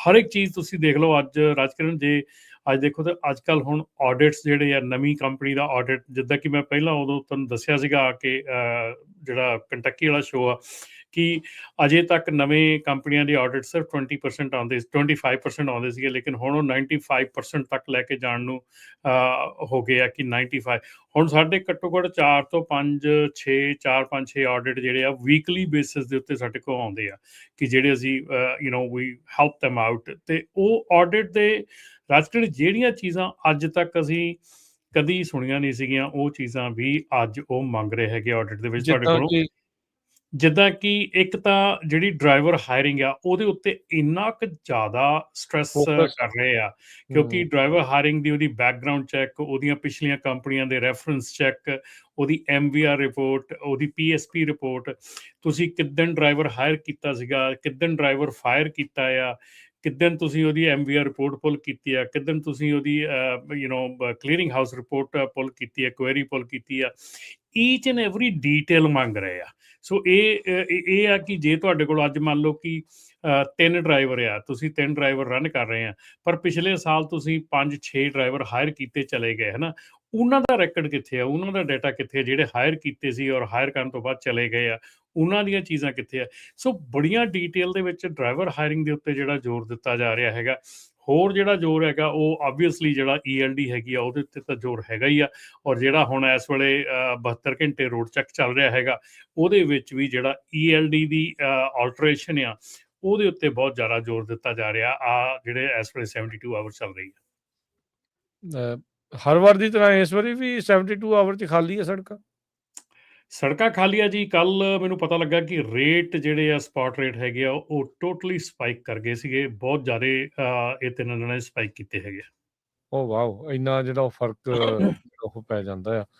ਤੇ ਪਰ ਹੁਣ ਮਸਲਾ ਤਾਂ ਇਹੀ ਆ, ਹੁਣ ਤੁਸੀਂ ਆਡਿਟ ਦਾ ਵੀ ਦੱਸਿਆ, ਆਪਾਂ ਮੋਟਰਸ ਦਾ ਵੀ ਜਿਹੜਾ ਦੱਸਿਆ, ਤੇ ਇਸ ਵਾਰੀ ਫੋਕਸ ਤਾਂ ਮੈਨੂੰ ਲੱਗਦਾ ਇੰਗਲਿਸ਼ ਪ੍ਰੋਫੀਸ਼ੀਐਂਸੀ ਤੇ ਵੀ ਇਹਨਾਂ ਨੇ ਰੱਖਣਾ ਹੈ ਕਿ ਨਹੀਂ, ਇਹ ਦੂਜੇ ਉਹ ਤਾਂ ਰਾਜਕੀਰ ਉਹ ਤਾਂ ਹੁਣ ਆਲਮੋਸਟ ਐਵਰੀ ਡੇ ਦਾ ਹੀ ਕੰਮ ਬਣ ਚੁੱਕਿਆ ਹੈਗਾ। ਤੇ ਜਿਹੜੀ ਇੱਕ ਖਬਰ, ਸਾਡੇ ਇੱਕ ਕਲਾਇੰਟ ਹੈਗੇ, ਉਹਨਾਂ ਦਾ ਇੱਕ ਡਰਾਈਵਰ ਜਿਹੜਾ ਆ ਉਹ ਕੱਲ ਕਿ ਪਰਸੋਂ ਦੀ ਗੱਲ ਹੈਗੀ ਆ, ਐਰੀਜ਼ੋਨਾ ਤੋਂ ਆ ਰਹੇ ਸੀਗੇ, ਨਾਨ ਡੋਮਿਸਾਈਲ ਲਾਇਸੈਂਸ ਸੀਗਾ, ਇੱਕ ਨਾਲ ਜਿਹੜਾ ਚਲਾ ਰਿਹਾ ਸੀ ਉਹ ਗ੍ਰੀਨ ਕਾਰਡ ਹੋਲਡਰ ਸੀਗਾ। ਸੋ ਉਹਨਾਂ ਨੇ ਐਰੀਜ਼ੋਨਾ ਦੇ ਵਿੱਚ ਮਤਲਬ ਕਿ ਰਾਸਤੇ ਤੇ ਖੜਿਆਂ ਨੂੰ ਹੀ ਉਹ ਡਰਾਈਵਰ ਨੂੰ ਪਿੱਛੋਂ ਬੰਕ ਚੋਂ ਉਠਾ ਕੇ ਤੇ ਲੈ ਗਏ ਨਾਲ, ਤੇ ਬਾਕੀ ਦੂਸਰੇ ਨੂੰ ਕਿਹਾ ਵੀ ਤੂੰ ਆਪਣਾ ਟਰੱਕ ਲੈ ਜਾ। ਸੋ ਗ੍ਰੀਨ ਕਾਰਡ ਵਾਲੇ ਨੂੰ ਕਿਹਾ, ਦੂਜੇ ਨੂੰ ਲੈ ਗਏ ਤੇ ਇਹਨੂੰ ਰੱਖ ਲਿਆ। ਹਾਂਜੀ, ਸੋ ਇਹ ਚੀਜ਼ ਅਜੇ ਵੀ ਸਟਿਲ ਵਾਪਰ ਰਹੀ ਹੈਗੀ ਆ, ਕਿਉਂਕਿ ਮੈਂ ਜ਼ਿਆਦਾ ਇੱਥੇ ਗੱਲ ਤਾਂ ਨਹੀਂ ਕਰਦਾ ਹੈਗਾ ਕਿਉਂਕਿ ਐਵੇਂ ਆਪਾਂ ਕੇਓਸ ਨਹੀਂ ਬਣਾਉਣੀ ਚਾਹੁੰਦੇ, ਆਪਣੀ ਕਮਿਊਨਿਟੀ ਦੇ ਵਿੱਚ ਕੇਓਸ ਨਹੀਂ ਕਰਨੀ ਚਾਹੁੰਦੇ। ਪਰ ਇਹ ਆ ਕਿ if you are working as a non domicile, you better be careful, ਕਿਉਂਕਿ ਸਿਚੁਏਸ਼ਨਸ ਜਿਹੜੀਆਂ ਆ ਉਹ ਕਾਫੀ ਜਿਹੜੀਆਂ ਵਿਗੜਦੀਆਂ ਜਾ ਰਹੀਆਂ। ਜੀ, ਤੇ ਹੁਣ ਦੱਸਿਓ ਜਿਹੜਾ ਬ੍ਰੋਕਰਸ ਨੂੰ ਲੈ ਕੇ ਜਿਹੜਾ ਮੌਂਟਗੋਮਰੀ ਵਰਸਸ ਕੈਰੋਬੀ ਟਰਾਂਸਪੋਰਟ 2, ਉਹਨਾਂ ਨੂੰ ਲੈ ਕੇ ਜਿਹੜਾ ਯੂਨੈਨਿਮਸ ਡਿਸੀਜਨ ਸੁਪਰੀਮ ਕੋਰਟ ਨੇ ਦਿੱਤਾ ਆ, ਇਹ ਕੇਸ ਸੀਗਾ ਕਿ ਬ੍ਰੋਕਰਸ ਦੇ ਅਗੇਂਸਟ, ਤੇ ਕੀ ਰੂਲਿੰਗ ਦੇ ਵਿੱਚ ਇਹਦੇ ਨਾਲ ਕੀ ਫਰਕ ਪੈਣਾ? ਇਹ ਰਾਜਕਰਨ ਕੇਸ 2017 ਦਾ ਸੀਗਾ, ਜਿਹੜੀ CH ਰੋਬਿਨਸਨ ਕੰਪਨੀ ਹੈਗੀ ਆ ਉਹਦੇ ਨਾਲ ਸੀਗਾ। ਤੇ ਇਹ ਜਿਹੜਾ ਕੇਸ ਹੈਗਾ ਇਹਦੇ ਵਿੱਚ ਨੈਗਲੀਜੈਂਸ ਜਿਹੜੀ ਆ ਉਹ ਕਹਿ ਕੇ ਉਹਨੂੰ ਕੀਤਾ ਜਾ ਰਿਹਾ ਸੀਗਾ ਗੱਲ ਕਿ ਜਿਹੜਾ ਬ੍ਰੋਕਰ ਹੈਗਾ ਉਹ ਇਸ ਨੈਗਲੀਜੈਂਸ ਦੇ ਵਿੱਚ ਉਹ ਵੀ ਸ਼ਾਮਲ ਆ। ਜਿਹੜਾ ਲੀਗਲ ਫਰੇਮਵਰਕ ਆ ਉਹਦੇ ਵਿੱਚ F4A ਜਿਹੜਾ ਰੂਲਿੰਗ ਹੈਗੀ ਆ, F4A ਜਿਹੜਾ ਕਿ ਬਹੁਤ ਵਾਰੀ ਯੂਜ਼ ਕੀਤਾ ਜਾਂਦਾ ਆ, ਇਹ ਜਿਹੜਾ ਰੂਲ ਆ ਉਹਦੇ ਤਹਿਤ ਇਹ ਕਿਹਾ ਜਾਂਦਾ ਸੀਗਾ ਕਿ ਜਿਹੜਾ ਇਹ ਬ੍ਰੋਕਰ ਆ ਉਹਦੀ ਰਿਸਪੌਂਸਿਬਿਲਿਟੀ ਨਹੀਂ ਬਣਦੀ, ਬਿਕੋਜ਼ ਕ੍ਰਾਸ ਸਟੇਟ ਜਿਹੜਾ ਕੰਮ ਕਰਦੇ ਹੈਗੇ ਉਹਨਾਂ ਦੇ ਵਿੱਚ ਇਹ ਰੋਕਿਆ ਨਹੀਂ ਜਾ ਸਕਦਾ। ਪਰ ਇਹ ਜਿਹੜੀ ਰੂਲਿੰਗ ਆਈ ਹੈਗੀ ਆ, ਇਹ ਬਹੁਤ ਵੱਡੀ ਰੂਲਿੰਗ ਹੈਗੀ ਆ। ਇਹਦੇ ਵਿੱਚ ਬ੍ਰੋਕਰ ਦਾ ਜਿਹੜਾ ਕੰਮ ਹੈਗਾ ਉਹ ਉਹਨਾਂ ਨੇ ਡੈਫੀਨੇਟਲੀ ਬ੍ਰੋਕਰ ਦੀ ਜਿਹੜੀ ਰਿਸਪੌਂਸਿਬਿਲਿਟੀ ਦਿੱਤੀ ਹੈਗੀ ਆ ਕਿ ਯੈਸ, ਬ੍ਰੋਕਰ ਦੀ ਰਿਸਪੌਂਸਿਬਿਲਿਟੀ ਹੈਗੀ ਆ ਨੈਗਲੀਜੈਂਸ ਦੇ ਵਿੱਚ। ਸੋ ਇੱਥੇ ਵੀ ਜਿਹੜਾ ਇਹ ਚੀਜ਼ ਆ ਰਾਜਕਰਨ, ਉਹ ਸੇਮ ਹੀ ਚੀਜ਼ ਆ ਗਈ ਹੈ ਡਬਲ ਬ੍ਰੋਕਰੇਜ ਦੀ। ਇੱਥੇ ਕੁਐਸਚਨ ਹੈਗਾ ਡਬਲ ਬ੍ਰੋਕਰੇਜ ਦਾ, ਕਿਉਂਕਿ ਜਦੋਂ ਜਿਹੜਾ CH ਰੋਬਿਨਸਨ ਹੈਗਾ ਆ ਜਾਂ ਕੋਈ ਵੀ ਬ੍ਰੋਕਰ ਹੈਗਾ, ਜਦੋਂ ਉਹ ਆਪਣੀ ਡਿਊ ਡਿਲੀਜੈਂਸ ਕਰਦਾ ਆ, ਕਿਸੇ ਕੈਰੀਅਰ ਦਾ ਬੈਕਗਰਾਊਂਡ ਚੈੱਕ ਕਰਦਾ ਆ, ਕੁਛ ਵੀ ਕਰਦਾ ਆ, ਤੇ ਉਹ ਜਿਸ ਕੈਰੀਅਰ ਨੂੰ ਉਹਨੇ ਲੋਡ ਦਿੱਤਾ ਉਹਦਾ ਚੈੱਕ ਕਰਦਾ ਹੈ। ਸੋ ਉਸ ਕੈਰੀਅਰ ਨੇ ਅੱਗੇ ਕਿਹਨੂੰ ਲੋਡ ਦਿੱਤਾ ਉਹਨੇ ਅੱਗੇ ਕਿਹਨੂੰ ਦੇ ਦਿੱਤਾ? ਹੁਣ C.H. ਰੋਬਿਨਸਨ ਉਹ ਚੈੱਕ ਨਹੀਂ ਸੀ ਕਰਦਾ ਹੈਗਾ ਔਰ ਉਹਦੇ ਕੋਲ ਐਬਿਲਿਟੀ ਹੈ ਨਹੀਂ ਸੀ ਚੈੱਕ ਕਰਨ ਦੀ। ਹੁਣ ਪਤਾ ਜਦ ਨਹੀਂ ਕਿ ਸੀ ਨਾ ਵੀ ਅੱਗੋਂ ਕਿੰਨੇ ਕਿਹਨੂੰ ਫੜਾ ਦੇਣਾ ਆ। ਜਦ ਕਿ C.H. ਰੋਬਿਨਸਨ ਜਾਂ ਜਿਹੜੇ ਵੀ ਬ੍ਰੋਕਰ ਹੈਗੇ ਆ, ਉਹਨਾਂ ਦੇ ਵੱਲੋਂ ਕੰਟਰੈਕਟ ਦੇ ਵਿੱਚ ਲਿਖ ਕੇ ਦਿੱਤਾ ਜਾਂਦਾ ਸੀਗਾ ਕਿ ਤੁਸੀਂ ਵਿਦਆਊਟ ਬ੍ਰੋਕਰ ਨੌਲੇਜ ਤੁਸੀਂ ਇਹ ਲੋਡ ਅੱਗੇ ਦੂਸਰੇ ਨੂੰ ਨਹੀਂ ਦੇ ਸਕਦੇ। ਠੀਕ ਹੈ ਨਾ, ਇਹ ਕੰਟਰੈਕਟ 'ਚ ਹੈਗਾ ਆ। ਪਰ ਉਹਦੇ ਬਾਵਜੂਦ ਵੀ ਇਹ ਕੰਮ ਚੱਲ ਰਿਹਾ ਸੀਗਾ ਕਿ ਇੱਕ ਦੂਜੇ ਨੂੰ ਦੋਸਤਾਂ ਨੂੰ ਲੋਡ ਦੇ ਦਿਓ, ਅੱਗੇ ਦੇ ਦਿਓ, ਅੱਗੇ ਵੇਚ ਦਿਓ, ਅੱਗੇ ਵੇਚ ਦਿਓ, ਆਪਣੇ 200-400 ਰੱਖ ਕੇ ਅੱਗੇ ਵੇਚ ਦਿਓ। ਸੋ ਇਹ ਕੰਮ ਚੱਲਦਾ ਸੀਗਾ, ਬਹੁਤ ਜ਼ਿਆਦਾ ਚੱਲਦਾ ਸੀਗਾ। ਪਰ ਹੁਣ ਜਿਹੜਾ ਇਹ ਕੰਮ ਹੈਗਾ, ਇਹ ਇਸ ਚੀਜ਼ ਦੇ ਉੱਤੇ ਇਨਡਾਇਰੈਕਟਲੀ ਇਸ ਚੀਜ਼ ਦੇ ਉੱਤੇ ਬ੍ਰੋਕਰ ਜਿਹੜਾ ਆ ਉਹ ਬਹੁਤ ਜ਼ਿਆਦਾ ਸਖਤੀ ਜਿਹੜੀ ਆ ਉਹ ਕਰੂਗਾ ਹੁਣ, ਕਿਉਂਕਿ ਬ੍ਰੋਕਰ ਜਦੋਂ ਤੁਹਾਡੀ ਲਾਇਬਿਲਿਟੀ ਬਣ ਗਈ, ਬ੍ਰੋਕਰ ਦੀ ਲਾਇਬਿਲਿਟੀ ਬਣ ਗਈ ਕਿ ਹੁਣ ਜੇ ਮੈਂ ਇੱਕ ਲੋਡ ਦਿੱਤਾ ਆ, ਉਹਦਾ ਐਕਸੀਡੈਂਟ ਹੋ ਗਿਆ ਤੇ ਉਹਦੇ ਤੇ ਬ੍ਰੋਕਰ ਦਾ ਨਾਂ ਆ ਗਿਆ ਤੇ ਬ੍ਰੋਕਰ ਨੂੰ ਲਾਸੂਟ ਜਿਹੜਾ ਆ ਓਪਨ ਹੋ ਜਾਣਾ ਆ। ਸੋ ਹੁਣ ਇਹਦੇ ਨਾਲ ਜਿਹੜੀ ਇੰਪਲੀਕੇਸ਼ਨ ਹੈ ਟਰੱਕਿੰਗ ਇੰਡਸਟਰੀ 'ਚ ਉਹ ਬਹੁਤ ਜ਼ਿਆਦੀਆਂ ਹੋ ਜਾਣੀਆਂ। ਡਬਲ ਬ੍ਰੋਕਰਿੰਗ ਬੰਦ ਹੋਊਗੀ ਲੱਗਦਾ। ਨਹੀਂ, ਡਬਲ ਬ੍ਰੋਕਰਿੰਗ ਤੇ ਬੰਦ ਹੋਊਗੀ, ਪਰ ਇਹਦੇ ਨਾਲ ਜਿਹੜਾ ਹੈ ਨਾ ਲਿਟੀਗੇਸ਼ਨ ਦੇ ਜਿਹੜੇ ਫਲੱਡ ਗੇਟਸ ਕਹਿੰਦੇ ਓਪਨ ਹੋਣ ਜਾ ਰਹੇ ਆ। ਪੁਰਾਣੇ ਵੀ ਹੁਣ ਮਾਮਲੇ ਖੁੱਲ ਜਾਣਗੇ ਇਦਾਂ ਕਿ ਜਿਹੜੇ ਵਿਦਨ ਅ ਈਅਰ ਹੋਣਗੇ ਉਹਨਾਂ ਦੇ ਵਿੱਚ ਇਹ ਚੀਜ਼ਾਂ ਜਿਹੜੀਆਂ ਇਹ ਓਪਨ ਹੋਣ ਜਾ ਰਹੀਆਂ। Insurance crisis is coming, that is another one. ਜਿਹੜਾ ਇਸ ਵੇਲੇ litigation, insurance crisis, carrier vetting, ਜਿਹੜਾ ਕਿ ਆਪਾਂ ਇਸ ਵੇਲੇ ਜਿਹੜਾ ਮੋਟਰਸ ਦੀ ਵੀ ਗੱਲ ਕਰ ਰਹੇ ਹਾਂ, ਕੈਰੀਅਰ ਵੈਟਿੰਗ, ਜਿਹੜੇ ਕੈਰੀਅਰ ਦੀ ਬੈਕਗਰਾਊਂਡ ਚੈੱਕ, ਕੈਰੀਅਰ ਵੈਟਿੰਗ ਜਿਹੜਾ ਆ ਇਹ ਕੋਰ ਬਿਜ਼ਨਸ ਫੰਕਸ਼ਨ ਬਣ ਜਾਣਾ ਆ। ਡਰਾਈਵਰ ਵੈਟਿੰਗ ਇਹ ਕੋਰ ਬਿਜ਼ਨਸ ਫੰਕਸ਼ਨ ਬਣ ਜਾਣਾ। ਜੇ ਤੁਸੀਂ ਡਰਾਈਵਰ ਦਾ ਬੈਕਗਰਾਊਂਡ ਨਹੀਂ ਚੈੱਕ ਕਰ ਰਹੇ, ਡਰਾਈਵਰ ਦੀ ਪ੍ਰੋਪਰਲੀ ਢੰਗ ਨਾਲ ਉਹਨੂੰ ਹਾਇਰ ਨਹੀਂ ਕਰ ਰਹੇ, ਪ੍ਰੋਪਰ ਸਾਰਾ ਕੁਝ ਨਹੀਂ ਕਰ ਰਹੇ, ਇਹ ਕੋਰ ਬਿਜ਼ਨਸ ਹੋ ਜਾਣਾ ਆ ਹੁਣ। ਠੀਕ ਹੈ ਨਾ, ਤੇ ਜਿਹੜੇ ਸਮਾਲ ਕੈਰੀਅਰਸ ਆ, ਕੀ ਇਹ ਫਿਰ ਬਲੈਸਿੰਗ ਇਨ ਡਿਸਗਾਈਜ਼ ਆ ਇੰਡਸਟਰੀ ਲਈ? ਰਾਜਕਿਰਨ, ਬਲੈਸਿੰਗ ਜਾਂ ਮੈਂ ਇਹਨੂੰ ਕਰਸ ਨਹੀਂ ਕਹੂੰਗਾ, ਇਹਨੂੰ ਕਹੂੰਗਾ ਕਿ ਇਹ ਜਿਹੜੀ ਚੀਜ਼ ਆ ਇਹਦੇ ਵਿੱਚ ਕਈ ਜਿਹੜੀਆਂ ਚੀਜ਼ਾਂ ਐਜ਼ ਨਾਰਮਲ ਬਿਜ਼ਨਸ ਚੱਲ ਰਹੀਆਂ ਸੀਗੀਆਂ ਉਹ ਹੁਣ ਨਹੀਂ ਹੋ ਸਕਣਗੀਆਂ, ਜਿਹੜੀਆਂ ਕਿ ਗਲਤ ਵੀ ਹੈ, ਜਿਹੜੀਆਂ ਸ਼ੇਡੀ ਸੀਗੀਆਂ ਬੇਸਿਕਲੀ। ਜਿੱਦਾਂ ਹੁਣ ਆਪਾਂ ਡਬਲ ਬ੍ਰੋਕਰੇਜ ਹੈ, ਡਬਲ ਬ੍ਰੋਕਰੇਜ ਆਪਾਂ ਨੂੰ ਸ਼ੁਰੂ ਤੋਂ ਪਤਾ ਕਿ ਗਲਤ ਆ, ਪਰ ਚੱਲ ਰਹੀ ਸੀ ਸਾਰੇ ਕੁਝ। ਜਿਹਨੂੰ ਵੀ ਕਹਿ ਦਿਓ, ਹਰ ਇੱਕ ਬੰਦਾ ਕਹਿ ਰਿਹਾ ਸੀਗਾ ਕਿ ਉਹ ਵੀ ਕਰਦਾ, ਮੈਂ ਵੀ ਕਰਦਾ, ਆ ਵੀ ਕਰਦਾ, ਸਾਰੇ ਕਰ ਰਹੇ। ਠੀਕ ਹੈ ਨਾ, ਈਵਨ ਵੱਡੀਆਂ ਕੰਪਨੀਆਂ ਵੀ ਕਰਦੀਆਂ ਸੀਗੀਆਂ, ਕੋਈ ਇਹ 'ਚ ਕੋਈ ਦੋ ਰਾਏ ਨਹੀਂ ਹੈਗੀ। C.H. ਰੋਬਿਨਸਨ ਨਾਲ ਹੀ ਆ ਮਾਮਲਾ, ਦੇਖੋ ਸਿੱਧਾ। ਹਾਂਜੀ, ਕੇਸ ਮੈਂ ਕਿਹਾ C.H. ਰੋਬਿਨਸਨ ਦੇ ਨਾਲ ਹੀ ਜੁੜਿਆ ਆ ਇਵੈਂਚੁਅਲੀ ਅੱਗੇ ਜਾ ਕੇ। C.H. ਰੋਬਿਨਸਨ ਤਾਂ ਆਪਣੇ ਥਾਂ ਤੇ ਠੀਕ ਹੈ ਰਾਜਕਿਰਨ, ਮੈਂ C.H. ਰੋਬਿਨਸਨ ਨਾਲ ਬਹੁਤ ਕੰਮ ਕੀਤਾ ਹੈ। ਠੀਕ ਹੈ ਨਾ, C.H. ਰੋਬਿਨਸਨ ਆਪਣੇ ਥਾਂ ਤੇ ਠੀਕ ਆ। ਉਹ ਕਹਿੰਦੇ ਵੀ ਮੈਂ ਕੈਰੀਅਰ ABC ਟਰੱਕਿੰਗ ਕੰਪਨੀ ਨੂੰ ਲੋਡ ਦਿੱਤਾ, ਮੈਂ ਇਹਦੀ ਪੂਰੀ ਵੈਟਿੰਗ ਕੀਤੀ, ਮੈਂ ਇਹਨੂੰ ਪੂਰਾ ਚੈੱਕ ਕੀਤਾ, ਹਰ ਚੀਜ਼ ਇਹਦੀ ਮੈਂ ਕੋਖ ਪੜਤਾਲ ਕਰ ਲਈ। ਪਰ ਹੁਣ ABC ਟਰੱਕਿੰਗ ਨੇ ਅੱਗੇ BBC ਟਰੱਕਿੰਗ ਨੂੰ ਦੇ ਦਿੱਤਾ ਤੇ ਮੈਂ BBC ਟਰੱਕਿੰਗ ਨੂੰ ਮੈਂ ਕਿੱਦਾਂ ਚੈੱਕ ਕਰਾਂ, ਕਿਉਂਕਿ ਮੈਂ ਤਾਂ ABC ਨੂੰ ਆਥੋਰਾਈਜ਼ ਹੀ ਨਹੀਂ ਕੀਤਾ BBC ਨੂੰ ਦੇਣ ਨੂੰ। ਜਦ ਕਿ ਕੰਟਰੈਕਟ 'ਚ ਉਹ ਚੀਜ਼ ਲਿਖੀ ਸੀ ਵੀ ਤੂੰ ਬਗੈਰ ਕੰਟਰੈਕਟ 'ਚ ਚੀਜ਼ ਲਿਖੀ ਆ, ਉਹ ਕਹਿੰਦਾ ਮੈਂ ਆਥੋਰਾਈਜ਼ ਹੀ ਨਹੀਂ ਕੀਤਾ ਇਹਨੂੰ ਅੱਗੇ ਦੇਣ ਨੂੰ, ਇਹਨੇ ਦਿੱਤਾ ਤੇ ਪਰ ਮੈਂ ਹੁਣ ਜਿਹੜੀ ਥਰਡ ਪਾਰਟੀ ਨੂੰ ਲੋਡ ਨੂੰ ਚੱਕ ਰਹੀ, 4th 5th ਪਾਰਟੀ ਤੱਕ ਚਲਾ ਜਾਂਦਾ ਲੋਡ, ਉਹ ਜਿਹੜੇ ਲੋਕੀ ਲੋਡ ਚੱਕ ਰਹੇ ਉਹਨੂੰ C.H. ਰੋਬਿਨਸਨ ਜਾਂ ਕੋਈ ਵੀ ਬ੍ਰੋਕਰ ਉਹਨੂੰ ਵੈਟ ਨਹੀਂ ਕਰ ਸਕਦਾ ਹੈਗਾ, ਉਹਨੂੰ ਨਹੀਂ ਕਰ ਸਕਦਾ ਹੈ ਨਾ। ਸੋ ਇਸ ਕਰਕੇ ਇਹ ਜਿਹੜੀ ਚੀਜ਼ ਆ ਇਹਦੇ ਨਾਲ ਜਿਹੜੀਆਂ ਪ੍ਰਾਈਸਿੰਗ ਸ਼ਿਫਟ ਆਊਗੀ, ਫਰੇਟ ਪ੍ਰਾਈਸਿੰਗ ਦੀ ਸ਼ਿਫਟ ਆਊਗੀ। ਜਿਹੜਾ ਕੈਰੀਅਰ ਸਿਲੈਕਸ਼ਨ ਆ ਹੁਣ ਇੱਥੇ ਆਣ ਕੇ ਰਾਜਕਰਨ ਆ ਜਿਹੜੀ ਚੀਜ਼ ਆ, ਜਿੱਦਾਂ ਹਾਈਵੇ ਐਪਸ ਆ ਜਾਂ ਇਹ ਆ, ਇਹ ਜਿਹੜਾ ਆ ਇਹ ਬਹੁਤ ਜ਼ਿਆਦਾ ਸਟ੍ਰਿਕਟ ਕੰਮ ਹੋ ਜਾਣਾ। ਜਿਹੜਾ ਅੱਗੇ ਮਾੜਾ ਮੋਟਾ ਨਾਰਮਲ ਚੱਲਦਾ ਸੀਗਾ ਉਹ ਹੁਣ ਇੱਕਦਮ ਸਟ੍ਰਿਕਟਨੈਸ ਤੇ ਆ ਜਾਣਾ ਆ। ਸੋ ਅੱਗੇ ਆਪਾਂ ਬਥੇਰਾ ਰੌਲਾ ਪਾਉਂਦੇ ਸੀਗੇ, ਬਥੇਰਾ ਕਹਿੰਦੇ ਸੀਗੇ ਵੀ ਇਹ ਚੀਜ਼ਾਂ ਜਿਹੜੀਆਂ ਆ ਇਹਨਾਂ ਨੂੰ ਨਾ ਕਰੋ, ਇਹ ਕਿਤੇ ਨਾ ਕਿਤੇ ਜਾ ਕੇ ਬਾਈਟ ਬੈਕ ਕਰਨਗੀਆਂ। ਸੋ ਆਈ ਥਿੰਕ ਉਹ ਸਮਾਂ ਆ ਗਿਆ ਹੁਣ ਵੀ ਜਿਹੜੀ ਇਹ ਰੂਲਿੰਗ ਆ, ਇਸ ਰੂਲਿੰਗ ਨੇ ਆਪਣੇ ਜਿਹੜੀ ਇੰਡਸਟਰੀ ਦੇ ਵਿੱਚ ਆ ਸਖਤੀ ਜਿਹੜੀ ਅੱਜ ਤੋਂ ਹੀ ਫਿਰ ਬ੍ਰੋਕਰਾਂ ਦਾ ਰਵੱਈਆ ਬਦਲ ਜਾਣਾ ਹੈ ਨਾਲ ਦੇ ਨਾਲ ਹੀ।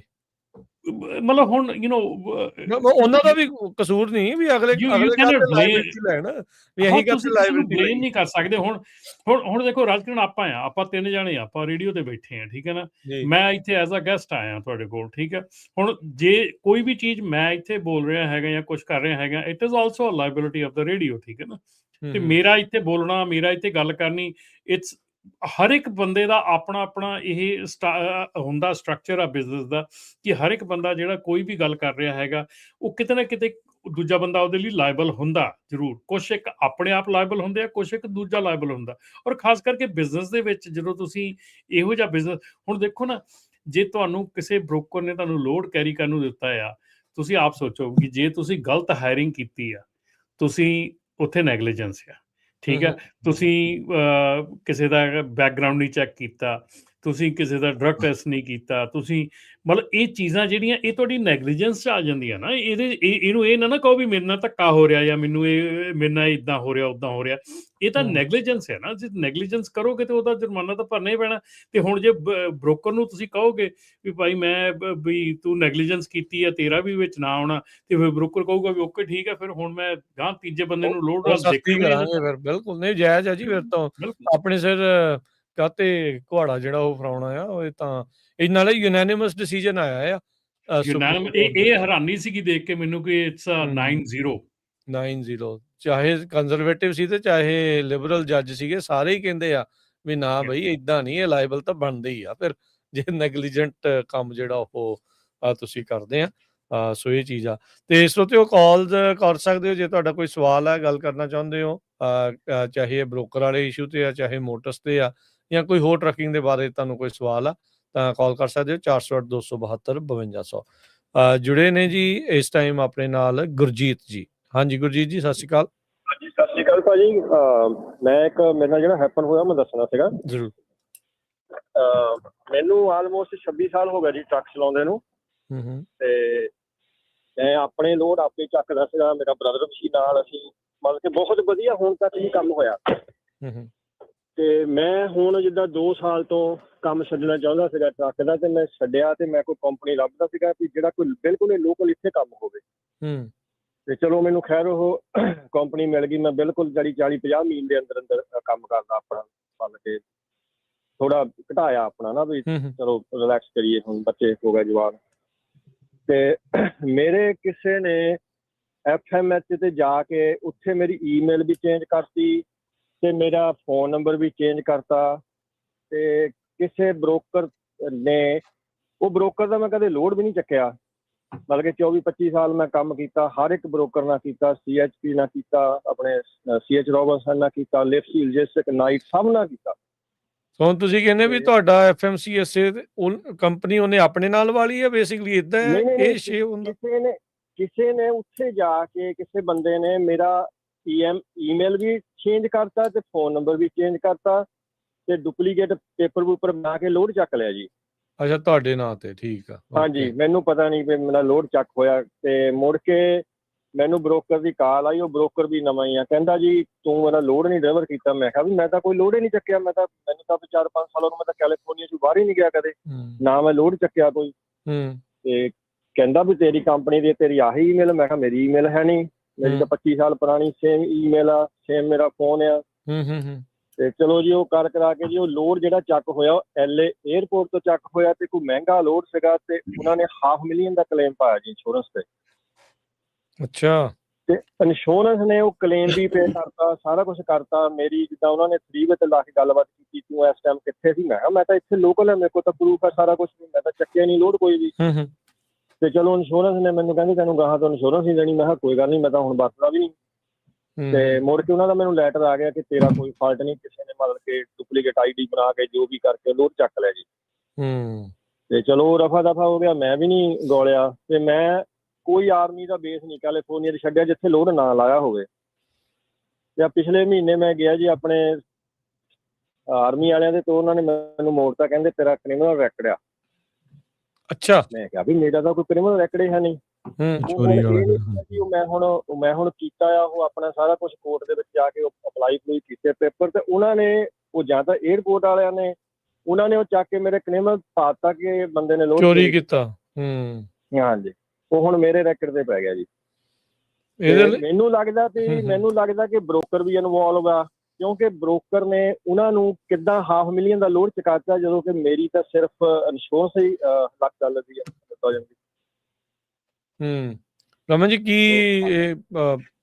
ਮਸਲਾ ਹੈ ਕਿੱਦਾਂ ਬਿਲਕੁਲ ਰਾਜਕੀਰ ਇਹਦੇ ਵਿੱਚ ਦੇਖੋ ਇਹਦੇ ਵਿੱਚ ਜਿਹੜਾ ਕੇਸਿਸ ਇਦਾਂ ਦੇ ਹੋ ਰਹੇ ਆ ਨਾ ਇਹਦੇ ਵਿੱਚ ਜਿਹੜੇ ਥੈਫਟ ਦੇ ਕੇਸਿਸ ਹੈਗੇ ਜਾਂ ਇਦਾਂ ਦੇ ਕੋਈ ਕੇਸਿਸ ਹੈਗੇ ਆ ਉਹਨਾਂ ਦੇ ਵਿੱਚ ਡੈਫੀਨੇਟਲੀ ਜ਼ਰੂਰੀ ਨਹੀਂ ਹੁੰਦਾ ਕਿ ਕੈਰੀਅਰ ਹੀ ਇਨਵੋਲਵ ਹੈਗੇ ਆ ਉਹਦੇ ਵਿੱਚ ਬ੍ਰੋਕਰੇਜ ਬ੍ਰੋਕਰ ਦੇ ਏਜੰਟ ਬ੍ਰੋਕਰੇਜ ਕੰਪਨੀਆਂ ਜੇ ਕੈਰੀਅਰ ਫੇਕ ਕੈਰੀਅਰ ਹੈਗੇ ਜਾਂ ਕੈਰੀਅਰ ਚੋਰੀ ਕਰ ਰਹੇ ਤਾਂ ਉੱਥੇ ਬ੍ਰੋਕਰੇਜ ਵੀ ਸੈੱਟ ਹੋਈਆਂ ਨਾ ਬ੍ਰੋਕਰੇਜ ਵੀ ਚੋਰੀ ਕਰ ਰਹੇ ਆ ਬ੍ਰੋਕਰੇਜ ਵੀ ਇਦਾਂ ਦੀਆਂ ਗਲਤ ਕੰਪਨੀਆਂ ਹੈਗੀਆਂ ਜਿਹੜੀਆਂ ਕਿ ਕੰਮ ਕਰਦੀਆਂ ਹੈਗੀਆਂ ਜ਼ਰੂਰੀ ਨਹੀਂਗਾ ਕਿ ਕੈਰੀਅਰ ਦੇ ਥਰੂ ਹੀ ਸਾਰਾ ਕੁਝ ਹੋ ਰਿਹਾ ਹੈਗਾ ਕਿਉਂਕਿ ਕੈਰੀਅਰ ਕੱਲਾ ਇਹ ਕੰਮ ਨਹੀਂ ਕਰ ਸਕਦਾ ਹੈਗਾ ਜਦ ਕਿ ਉਹਦੇ ਨਾਲ ਬ੍ਰੋਕਰ ਪੂਰੀ ਸਹਿਮਤੀ 'ਚ ਨਾ ਹੋਵੇ ਜਾਂ ਬ੍ਰੋਕਰ ਦਾ ਕੋਈ ਏਜੰਟ ਉਹਦੀ ਸਹਿਮਤੀ 'ਚ ਨਾ ਹੋਵੇ ਕਿਉਂਕਿ ਦੇਖੋ ਜਿੱਦਾਂ ਹੁਣ ਇਹ ਭਾਜੀ ਹੁਣੀ ਕਹਿ ਰਹੇ ਆ ਕਿ ਜਦੋਂ ਇਹਨਾਂ ਦੀ ਕੰਪਨੀ ਦੀ ਇੰਸ਼ੋਰੈਂਸ $1,00,000 ਦੀ ਹੈ ਤੇ ਇਹਨਾਂ ਨੂੰ 5 ਲੱਖ ਦਾ ਲੋਡ ਕਿੱਦਾਂ ਤੁਸੀਂ ਚੁਕਾ ਸਕਦੇ ਆ ਤੇ ਉਹ ਬ੍ਰੋਕਰ ਦੀ ਸਹਿਮਤੀ ਦੇ ਨਾਲ ਅੰਦਰੋਂ ਕਿਸੇ ਦੀ ਸਹਿਮਤੀ ਨਾਲ ਹੋਇਆ ਨਾ ਸੋ ਉਹ ਤਾਂ ਡੈਫੀਨੇਟਲੀ ਜਿਹੜੀਆਂ ਚੀਜ਼ਾਂ ਹੈਗੀਆਂ ਬਹੁਤ ਜਿਹੜੀ ਕੰਪਨੀਆਂ ਹੈਗੀਆਂ ਲਾਈਕ ਇਟ ਔਰ ਨਾਟ ਅੰਦਰੂਨੀ ਜਿਹੜਾ ਹਿੱਸੇਦਾਰੀ ਆ ਜਾਂ ਅੰਦਰੂਨੀ ਜਿਹੜੇ ਲੋਕਾਂ ਦੇ ਵਿੱਚ ਰਲਣਾ ਕੰਮ ਕਰਨਾ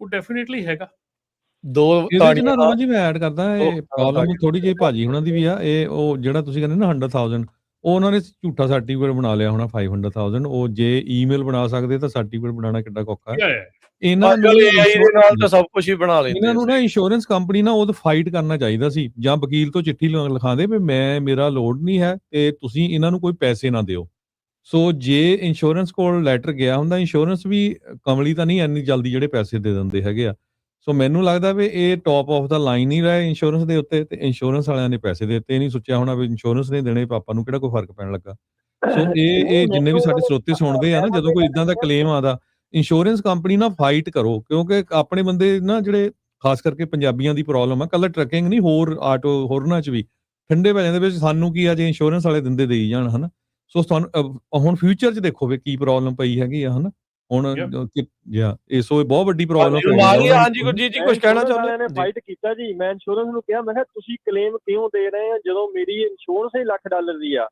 ਤੇ ਉਹ ਕਹਿੰਦੇ ਨਹੀਂ ਸਾਨੂੰ ਹੈਵ ਟੂ ਦੇਣਾ ਪੈਣਾ ਮੈਨੂੰ ਤਾਂ ਜਿਹੜਾ ਇੰਸ਼ੋਰੈਂਸ ਦਾ ਮਤਲਬ ਕਿ ਸੀਗਾ ਰਜਿਸਟਰ ਮੈਨੂੰ ਤਾਂ ਉਹ ਵੀ ਲੱਗਦਾ ਕਿ ਸ਼ਾਇਦ ਨਾਲ ਮਿਲਿਆ ਹੋਵੇ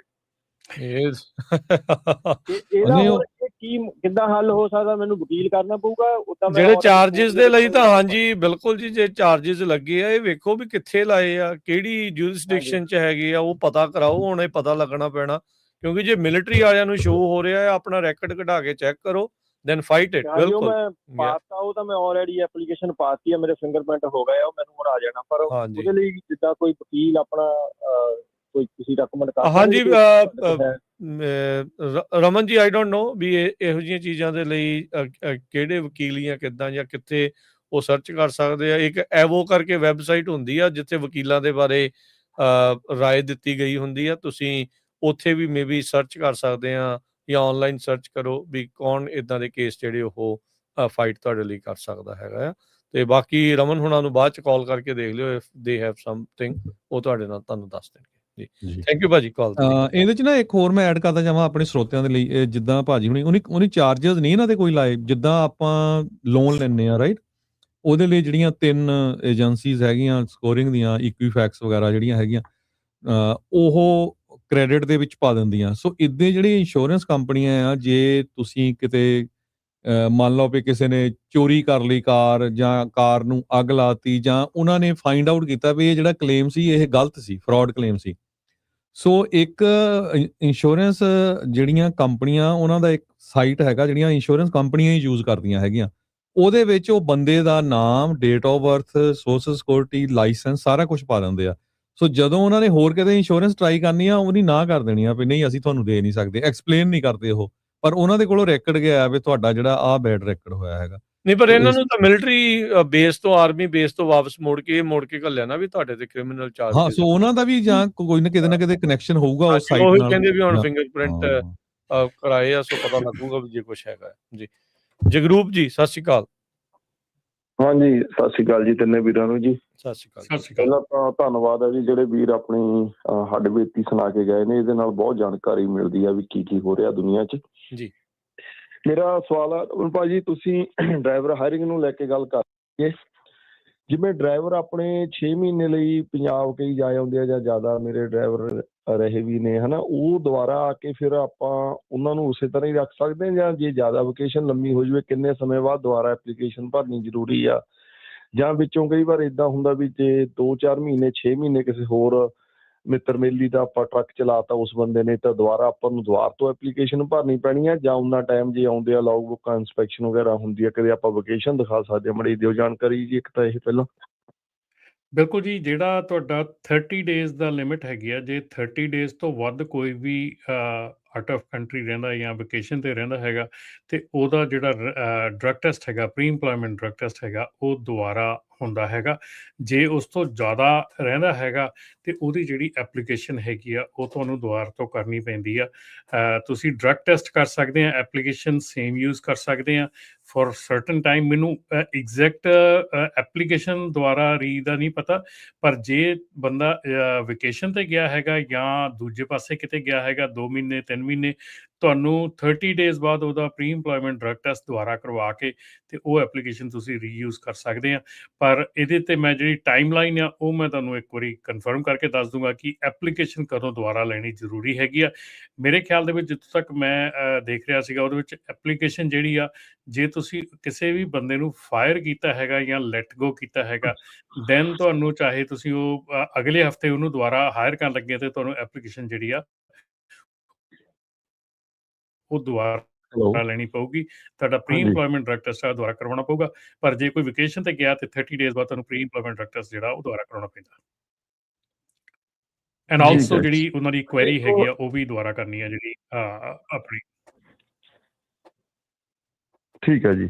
ਇੱਕ ਹੋਰ ਸਵਾਲ ਹੈ ਜੀ, ਜਦੋਂ ਆਪਾਂ ਹੁਣ ਲੋਡ ਉਤਾਰੀ ਦੇ ਆ, ਤਕਰੀਬਨ ਬਹੁਤ ਜਗ੍ਹਾ ਇਹ ਹੋ ਗਿਆ ਕਿ ਜਿੱਥੇ ਲੰਪਰ ਵੀ ਪੇ ਕਰਨਾ ਹੈਗਾ, ਲੰਪਰ ਵੀ ਹੁਣ ਉਹਨਾਂ ਦੇ ਆਪਣੇ ਐਪ ਡਾਊਨਲੋਡ ਕਰੋ ਔਰ ਉਹਦੇ ਵਿੱਚ ਜੋ ਜਾਣਕਾਰੀ ਉਹ ਕੰਪਨੀ ਦੀ ਮੰਗਦੇ ਨੇ, ਹੈ ਨਾ। ਜਿਵੇਂ ਹੁਣ ਆਪਾਂ ਪਹਿਲੇ ਆਪਾਂ ਨੂੰ ਦੱਸ ਕੇ ਗਏ ਕਾਲਰ ਕਿ ਮੇਰੀ ਇਨਫੋਰਮੇਸ਼ਨ ਚੋਰੀ ਹੋ ਗਈ ਆ। ਮੈਂ ਕਈ ਵਾਰ ਜਿੰਨੀਆਂ ਅੱਜ ਟਰੈਕਿੰਗ ਐਪਸ ਨੇ, ਚਾਹੇ ਜਿਹੜੀ ਮਰਜ਼ੀ ਕੰਪਨੀ ਦਾ ਲੋਡ ਚੈੱਕ ਲਓ, ਹਰ ਇੱਕ ਬ੍ਰੋਕਰ ਨੇ ਆਪਣੀ ਟਰੈਕਿੰਗ ਐਪ ਦਿੰਦਾ ਕਿ ਮੇਰਾ ਡਾਊਨਲੋਡ ਕਰੋ ਤੇ ਫਿਰ ਮੈਂ ਤੁਹਾਨੂੰ ਲੋਡ ਦਊਂਗਾ, ਹੈ ਨਾ। ਤੇ ਡਰਾਈਵਰ ਦੀ ਇਨਫੋਰਮੇਸ਼ਨ, ਕੰਪਨੀ ਦੀ ਇਨਫੋਰਮੇਸ਼ਨ, ਉਹ ਸਾਰੇ ਤਾਂ ਆਪਣੇ ਪਹਿਲਾਂ ਹੀ ਹੱਥ ਵੱਡੇ ਪਏ ਹੁੰਦੇ। ਇੰਨੀ ਇਨਫੋਰਮੇਸ਼ਨ ਉਹ ਪਰਸਨਲ ਮੰਗ ਲੈਂਦੇ ਨੇ ਕਈ ਜਗ੍ਹਾ ਤਾਂ, ਵੀ ਫਿਰ ਬੰਦਾ ਸੋਚਦਾ ਯਾਰ ਕੀ ਕਰੀਏ ਹੁਣ, ਪਾਈਏ ਕਿ ਨਾ ਪਾਈਏ।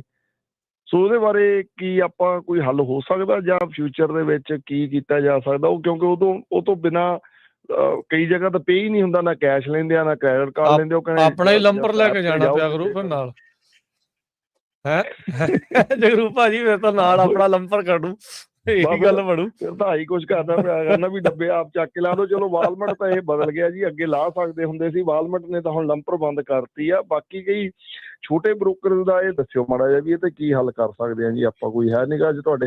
ਜੀ ਯਾ ਬਿਲਕੁਲ, ਜਿਹੜੀ ਵੀ ਕੋਈ ਐਪ ਤੁਹਾਨੂੰ ਡਾਊਨਲੋਡ ਕਰਨ ਨੂੰ ਦਿੰਦਾ ਹੈ, ਉਹ ਐਪ ਦੀ ਪ੍ਰਾਈਵੇਸੀ ਪਾਲਿਸੀ ਹੁੰਦੀ ਆ ਕਿ ਜਿਹੜੇ ਉਹਨੇ ਇਨਫੋਰਮੇਸ਼ਨ ਲਈ ਆ ਉਹ ਕਿਤੇ ਅੱਗੇ ਦੇਣੀ ਆ ਨਹੀਂ ਦੇਣੀ, ਉਹਨਾਂ ਦਾ ਸਾਰਾ ਜਿਹੜਾ ਪ੍ਰਾਈਵੇਸੀ ਪਾਲਿਸੀ 'ਚ ਹੁੰਦਾ ਆ। ਆਬਵੀਅਸਲੀ ਹੁਣ ਹਰ ਇੱਕ ਬੰਦਾ ਹਰ ਇੱਕ ਐਪ ਦੀ ਪ੍ਰਾਈਵੇਸੀ ਪਾਲਿਸੀ ਪੜ੍ਹਨੋਂ ਤਾਂ ਰਿਹਾ, ਹੈ ਨਾ। ਤੇ ਸੋ ਬਟ ਮੋਸਟਲੀ ਜਿਹੜੀਆਂ ਇਹ ਐਪਸ ਹੈਗੀਆਂ, ਮੋਸਟਲੀ ਜਿਹੜੀਆਂ ਇਹ ਸਰਵਿਸਿਜ਼ ਹੈਗੀਆਂ, ਇਹਨਾਂ ਦੇ ਪਿੱਛੇ ਇੱਕ ਜਿਹੜੀ ਪ੍ਰਾਈਵੇਸੀ ਪਾਲਿਸੀ ਦੀ ਜਿਹੜੀ ਗਾਈਡਲਾਈਨਸ ਆ ਉਹਨਾਂ ਦੇ ਤਹਿਤ ਚੱਲਣਾ ਪੈਂਦਾ ਆ। ਬਟ ਜੇ ਆਪਾਂ ਕਹੀਏ ਵੀ ਇਨਫੋਰਮੇਸ਼ਨ ਇੱਧਰ ਉੱਧਰ ਨਹੀਂ ਹੁੰਦੀ, ਤੇ ਡੈਫੀਨੇਟਲੀ ਆਪਾਂ ਇਹ ਮੰਨ ਸਕਦੇ ਹਾਂ ਕਿ ਇਨਫੋਰਮੇਸ਼ਨ ਇੱਧਰ ਉੱਧਰ ਹੁੰਦੀ ਹੈ ਇਹਨਾਂ ਦੇ ਵਿੱਚੋਂ ਵੀ। ਪਰ ਜਿਹੜੀ ਪ੍ਰਾਈਵੇਸੀ ਪਾਲਿਸੀ ਆ, ਉਹਦੀ ਗਾਈਡਲਾਈਨਸ ਜਿਹੜੀਆਂ ਆ ਉਹ ਤੁਸੀਂ ਉਹਨਾਂ ਦੀਆਂ ਪੜ੍ਹ ਸਕਦੇ ਆ। ਬੰਦਾ ਫਸਿਆ ਹੈ ਜੀ, ਉਹਨਾਂ ਨੇ ਇਨਫੋਰਮੇਸ਼ਨ ਮੰਗਣੀ ਆ, ਤੁਸੀਂ ਲੋਡ ਲਵਾਉਣਾ ਆ, ਤੇ ਉਹ ਫਿਰ ਦੇਣੀ ਹੋਈ ਪੈਣੀ, ਉਹ ਫਿਰ ਬੰਦਾ ਕਰੇ ਕੀ? ਤੇ ਅੱਗੇ ਰਾਜੂ ਹੁੰਦਾ ਸੀਗਾ, ਅੱਗੇ ਤੁਸੀਂ ਜਾਂਦੇ ਸੀ ਨਾ ਤੇ ਤੁਸੀਂ ਮਤਲਬ ਕਿ ਡਰਾਈਵਰ ਕੋਲ ਆਪਸ਼ਨ ਹੁੰਦੀ ਸੀਗੀ ਕਿ ਆਪ ਅਨਲੋਡ ਕਰ ਦਿਓ ਤੁਸੀਂ, ਤੇ ਜਿਹੜੇ ਲੰਪਰ ਦੇ ਫੀਸ ਆ ਉਹ ਤੁਸੀਂ ਬਚਾ ਸਕਦੇ ਜਾਂ ਆਪ ਲੈ ਸਕਦੇ ਆ। ਕੰਪਨੀ ਕਈ ਵਾਰੀ ਤੁਹਾਨੂੰ ਵੀ, ਜਿਹੜੀਆਂ ਕੰਪਨੀ ਸੀਗੀਆਂ ਉਹ ਤੁਹਾਨੂੰ ਵੀ ਪੇ ਕਰ ਦਿੰਦੀਆਂ ਸੀਗੀਆਂ ਵੀ ਤੁਸੀਂ ਪੈਸੇ ਲੈ ਲਓ, ਤੁਸੀਂ ਲਾ ਦਿਓ ਆਪ। ਸੋ ਇਹ ਪਹਿਲਾਂ ਹੁੰਦਾ ਸੀਗਾ ਕੰਮ, ਡਰਾਈਵਰ ਕਰਦੇ ਸੀਗੇ, ਮਤਲਬ ਬਹੁਤ ਡਰਾਈਵਰ ਸੀਗੇ ਲੋਡਿੰਗ ਅਨਲੋਡਿੰਗ ਜਿਹੜੀ ਆ ਕਰਦੇ ਸੀਗੇ। ਹੁਣ ਚੇਂਜ ਹੋ ਗਿਆ ਕੰਮ ਜੀ। ਠੀਕ ਹੈ ਜੀ, ਬਹੁਤ ਧੰਨਵਾਦ। ਥੈਂਕ ਯੂ ਜਗਰੂਪ ਜੀ, ਮਿਹਰਬਾਨੀ। ਥੈਂਕ ਯੂ ਭਾਜੀ। ਅਵਤਾਰ ਜੀ, ਸਤਿ ਸ੍ਰੀ ਅਕਾਲ ਤਿੰਨੇ ਭਰਾਵਾਂ ਨੂੰ ਜੀ। ਸਤਿ ਸ੍ਰੀ ਅਕਾਲ। ਹਾਂਜੀ, ਬਹੁਤ ਵਧੀਆ ਜਾਣਕਾਰੀ ਮਿਲਦੀ ਹੈ ਜੀ ਤੁਹਾਡੇ ਰੇਡੀਓ ਰਾਹੀਂ, ਖਾਸ ਕਰ ਟਰੱਕਿੰਗ ਬਾਰੇ। ਧੰਨਵਾਦ ਜੀ। ਤੇ ਮੇਰਾ ਕੁਐਸਚਨ ਰਮਨ ਭਾਜੀ ਨੂੰ ਇਹ ਹੈ ਜੀ ਵੀ ਮੈਂ ਇੰਟਰਾ ਚਲਾਉਣਾ ਜੀ ਟਰੱਕ, ਤੇ ਮੈਂ ਆਪਣੇ ਟਰੱਕ ਦੀ ਸਰਵਿਸ ਕਰਾਉਣ ਗਿਆ ਤੇ ਮੈਂ ਮਕੈਨਿਕ ਨੂੰ ਕਿਹਾ ਵੀ ਮੇਰੀ ਈਅਰਲੀ ਇੰਸਪੈਕਸ਼ਨ ਕਰ ਦੇ। ਉਹ ਮਕੈਨਿਕ ਵੀ ਕਾਫੀ ਪੁਰਾਣੇ ਨੇ, ਉਹ ਕਹਿੰਦੇ ਵੀ ਤੈਨੂੰ ਤਾਂ ਲੋੜ ਹੀ ਨਹੀਂ ਕਰਾਉਣ ਦੀ ਈਅਰਲੀ, ਵੀ ਤੂੰ ਤਾਂ ਇੰਟਰਾ ਚੱਲਦਾ, ਵੀ 90 ਡੇ ਵਾਲੀ ਕਰਾਉਣੀ ਚਾਹੀਦੀ ਆ ਤੁਹਾਨੂੰ ਤਾਂ। ਤੇ ਮੈਂ ਤੁਹਾਨੂੰ ਕੁਐਸਚਨ ਕਰਦਾ ਵੀ ਇਹ ਗੱਲ ਸਹੀ ਹੈ ਜੀ? ਹਾਂ, ਮੈਨੂੰ ਰਿਸਰਚ ਕਰਨੀ ਪਊਗੀ ਇਹਦੇ ਬਾਰੇ 'ਚ, ਇਹ ਗੱਲ ਸਹੀ ਆ ਕਿ ਨਹੀਂ, ਕਿਉਂਕਿ ਮੇਰੇ ਖਿਆਲ ਦੇ ਵਿੱਚ ਤੁਹਾਨੂੰ ਈਅਰਲੀ ਇਨਸਪੈਕਸ਼ਨ ਜ਼ਰੂਰੀ ਹੁੰਦੀ ਆ, but I will take a look at it. ਮੈਂ ਤੁਹਾਨੂੰ ਜਿਹੜੀ ਆ ਰਿਸਰਚ ਕਰਕੇ ਜਾਂ ਪੁੱਛ ਕੇ ਤੇ ਫਿਰ ਮੈਂ ਤੁਹਾਨੂੰ ਅਗਲੀ ਅਗਲੇ ਵਾਰੀ ਵੀਕ ਦੱਸ ਤੁਹਾਨੂੰ ਫਿਰ ਸਕਦਾ। ਦੱਸ ਦਿੰਦੇ ਆ ਅਗਲੇ ਵੀਕ ਫਿਰ ਫੋਨ ਕਰੀਏ? ਬਿਲਕੁਲ ਜੀ, ਸੁਣਦੇ ਰਹਿਣਾ। ਜੀ। ਅੱਛਾ, ਤੇ ਇਹ ਪਤਾ ਕਰ ਲਿਓ ਤੇ ਜਿਹੜੀ 90 ਡੇ ਵਾਲੀ ਇਨਸਪੈਕਸ਼ਨ ਹੁੰਦੀ ਆ, ਕੀ ਵੀ ਉਹ ਅਸੀਂ ਆਪ ਸੈਲਫ ਕਰ ਸਕਦੇ ਹਾਂ? 90 ਡੇ ਵਾਲੀ ਜਿਹੜੀ ਹੁੰਦੀ ਆ ਵੀ ਪੇਪਰ ਦੇ ਉੱਪਰ ਸਾਰਾ ਚੈੱਕ ਕਰਕੇ ਸਾਈਨ ਕਰਕੇ, ਉਹ ਲੀਗਲ ਆ ਜਾਂ ਅਨਲੀਗਲ ਆ? ਹਾਂ ਬਿਲਕੁਲ ਜੀ, ਇਹ ਵੀ ਪਤਾ ਕਰ ਲਾਂਗੇ ਨਾਲ ਹੀ।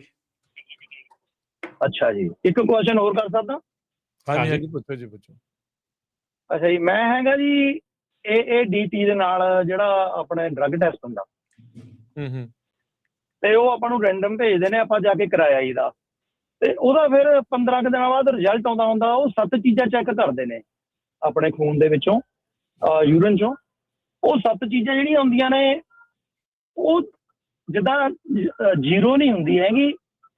ਕੋਈ ਚੀਜ਼ ਮੇਰੀ 250 ਹੁੰਦੀ ਆ, ਕੋਈ ਚੀਜ਼ 200 ਹੁੰਦੀ ਆ, ਤੇ ਕੋਈ 50 ਹੁੰਦੀ ਆ ਏਦਾਂ। ਤੇ ਜਿਹੜੀ ਕਦੇ ਆਪਾਂ ਚੀਜ਼ ਯੂਜ਼ ਨਹੀਂ ਕਰੀ, ਪਰ ਉਹਦੀ ਮਾਤਰਾ ਕਿਉਂ ਹੁੰਦੀ ਆ, ਇਹ ਪੁੱਛਣੀ ਚਾਹੁੰਦਾ। ਪਰ ਹੁੰਦਾ ਕਲੀਅਰ ਆ ਸਾਰਾ। ਨਹੀਂ, ਉਹ ਨੈਗੇਟਿਵ ਕੱਟ ਆਫ ਲਿਮਿਟ ਹੁੰਦੀ ਆ ਭਾਜੀ, ਕੱਟ ਆਫ ਲਿਮਿਟ ਹੁੰਦੀ ਹੈ। ਜੇ ਤੁਹਾਡਾ ਉਹ ਤੋਂ ਜ਼ਿਆਦਾ ਹੋਊਗਾ ਤਾਂ ਫਿਰ ਤਾਂ ਉਹ ਪੋਜ਼ਿਟਿਵ ਫਿਰ ਹੋਊਗਾ, ਪੋਜ਼ਿਟਿਵ ਗਿਣਿਆ ਉਹਦੇ ਜਾਂਦਾ। ਤੋਂ ਥੱਲੇ ਨੈਗੇਟਿਵ ਹੈ। ਸੋ ਕੱਟ ਆਫ ਲਿਮਿਟ ਦਿੱਤੀ ਹੁੰਦੀ ਹੈ ਉੱਥੇ। ਜਿਹਦਾ DUI ਲਈ ਹੁੰਦੀ ਆ ਉਹ 0.7 ਜਾਂ 0.8 0.008 ਉਹ ਕੱਟ ਆਫ ਲਿਮਿਟ ਹੁੰਦੀ ਹੈ ਭਾਜੀ। ਹਾਂਜੀ। ਅੱਛਾ ਜੀ, ਠੀਕ ਆ, ਚਲੋ ਮਿਹਰਬਾਨੀ। ਤੇ ਅਗਲਾ ਜਿਹੜਾ ਫਿਰ ਰੇਡੀਓ ਸੁਣਾਂਗੇ, ਤੇ ਆਹ ਤੁਸੀਂ ਜ਼ਰੂਰ ਦੇਖਿਓ ਵੀ ਇੰਟਰਾ ਚੱਲਣ ਵਾਲੇ ਈਅਰਲੀ ਕਰਾਉਣ ਜਾਂ ਨਾ ਕਰਾਉਣ। ਠੀਕ ਹੈ ਜੀ, ਬਿਲਕੁਲ ਜੀ ਬਿਲਕੁਲ, ਤੁਸੀਂ ਸੁਣਦੇ ਰਹੋ, ਸ਼ਾਇਦ ਇਸੇ ਪ੍ਰੋਗਰਾਮ 'ਚ ਹੀ ਕੋਈ ਨਾ ਕੋਈ ਆਪਣੇ ਜਿਹੜੇ ਸੱਜਣ ਆਣ ਕੇ ਦੱਸ ਜਾਣਗੇ। ਜੀ ਜੀ ਬਿਲਕੁਲ ਜੀ। ਥੈਂਕ ਯੂ ਵੀਰ ਜੀ, ਬੜੀ ਮਿਹਰਬਾਨੀ। ਅਗਲੇ ਜਿਹੜੇ ਕਾਲਰ ਨੇ ਆਪਣੇ ਨਾਲ ਜਰਨੈਲ ਜੀ। ਹਾਂਜੀ, ਸਤਿ ਸ਼੍ਰੀ ਅਕਾਲ ਜੀ। ਸਤਿ ਸ਼੍ਰੀ ਅਕਾਲ ਤਿੰਨੇ ਵੀਰਾਂ ਨੂੰ ਜੀ। ਸਤਿ ਸ਼੍ਰੀ ਅਕਾਲ ਜੀ। ਮੇਰਾ ਸਿਰਫ ਛੋਟਾ ਜਿਹਾ ਸਵਾਲ ਹੈ ਕਿ ਆ ਜਿਹੜੀ ਆਪਣੀ DOT ਲੱਗੀ ਹੈ 72 ਆਵਰ ਦੀ ਆ, ਇਹ ਕਦੋਂ ਲੱਗੀ ਸੀ ਤੇ ਕਦੋਂ ਸਮਾਪਤ ਹੋਣੀ ਆ? ਬਸ ਇਹ ਸਵਾਲ ਹੈ ਜੀ। ਇਹ ਅੱਜ ਅਖੀਰਲਾ ਦੇਣਾ ਜੀ, 12 ਤੋਂ 14 ਦੱਸਦੇ ਆ ਜੀ, ਪਰਸੋਂ ਦੀ ਚੱਲਦੀ ਆ। ਇਹ ਮੰਗਲਵਾਰ 13, 14 ਰਾਤ ਨੂੰ ਕਹਿੰਦੇ ਸ਼ੁਰੂ ਹੁੰਦੀ ਹੈ ਨਾ? 12, 13, 14 ਦੀ ਲੱਗਣੀ ਹੈ ਜੀ। 12, 13, 14 ਦੀ। ਅੱਜ ਮਤਲਬ 12 ਵਜੇ ਰਾਤ ਨੂੰ ਖਤਮ ਹੋ ਜਾਣੀ ਆ? ਹਾਂਜੀ, ਕਹਿੰਦੇ ਤੇ ਇਦਾਂ ਹੀ ਆ ਜੀ। ਜੇ ਤਾਂ ਰਾਤ ਨੂੰ ਦੀ 12 ਵਜੇ ਤੱਕ ਦੇਖੀ ਫਿਰ ਤਾਂ 48 ਘੰਟੇ ਬਣਦੀ ਆ। ਜੇ ਨਹੀਂ, ਉਹ 11-12 ਦੀ ਦਰਮਿਆਨੀ ਰਾਤ ਨੂੰ 12 ਵਜੇ ਸ਼ੁਰੂ ਹੁੰਦੀ ਹੈ। 11 ਦੀ ਰਾਤ ਨੂੰ 12 ਵਜੇ ਸਮਝੋ ਤੁਸੀਂ। ਉਹ ਅੱਛਾ ਜੀ, ਠੀਕ ਹੈ ਜੀ। ਹੋ ਗਏ 3 ਦਿਨ ਪੂਰੇ ਕਰਤੇ ਕਿ ਨਹੀਂ ਆਪਾਂ? ਇਹਦਾ ਨਾ ਹੀ 72 ਘੰਟੇ ਆ ਬਸ। ਹਾਂ, ਨਾ ਹੀ 72 ਘੰਟੇ ਆ। ਹਾਲ ਤਾਂ ਇਹ ਪਤਾ ਨਹੀਂ ਕਿੰਨਿਆਂ ਨੂੰ ਕਿੰਨੇ ਸਿਰ ਤੇ ਪਾਉਂਦੇ।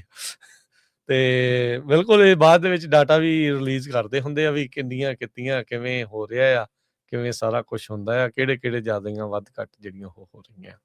ਤੇ ਜਾਂਦੇ ਆਪਣੇ ਨਾਲ ਇਸ ਟਾਈਮ ਜ਼ੀਨੋ ਕ੍ਰੈਡਿਟ ਰਿਪੇਅਰ ਤੋਂ ਦੀਪ ਜੀ ਜਿਹੜੇ ਉਹ ਜੁੜੇ ਆ, ਤੇ ਉਹ ਆਪਣੇ ਜਿਹੜੀ ਸਰਵਿਸ ਦੇ ਬਾਰੇ ਥੋੜੀ ਜਾਣਕਾਰੀ ਦੇਣਗੇ।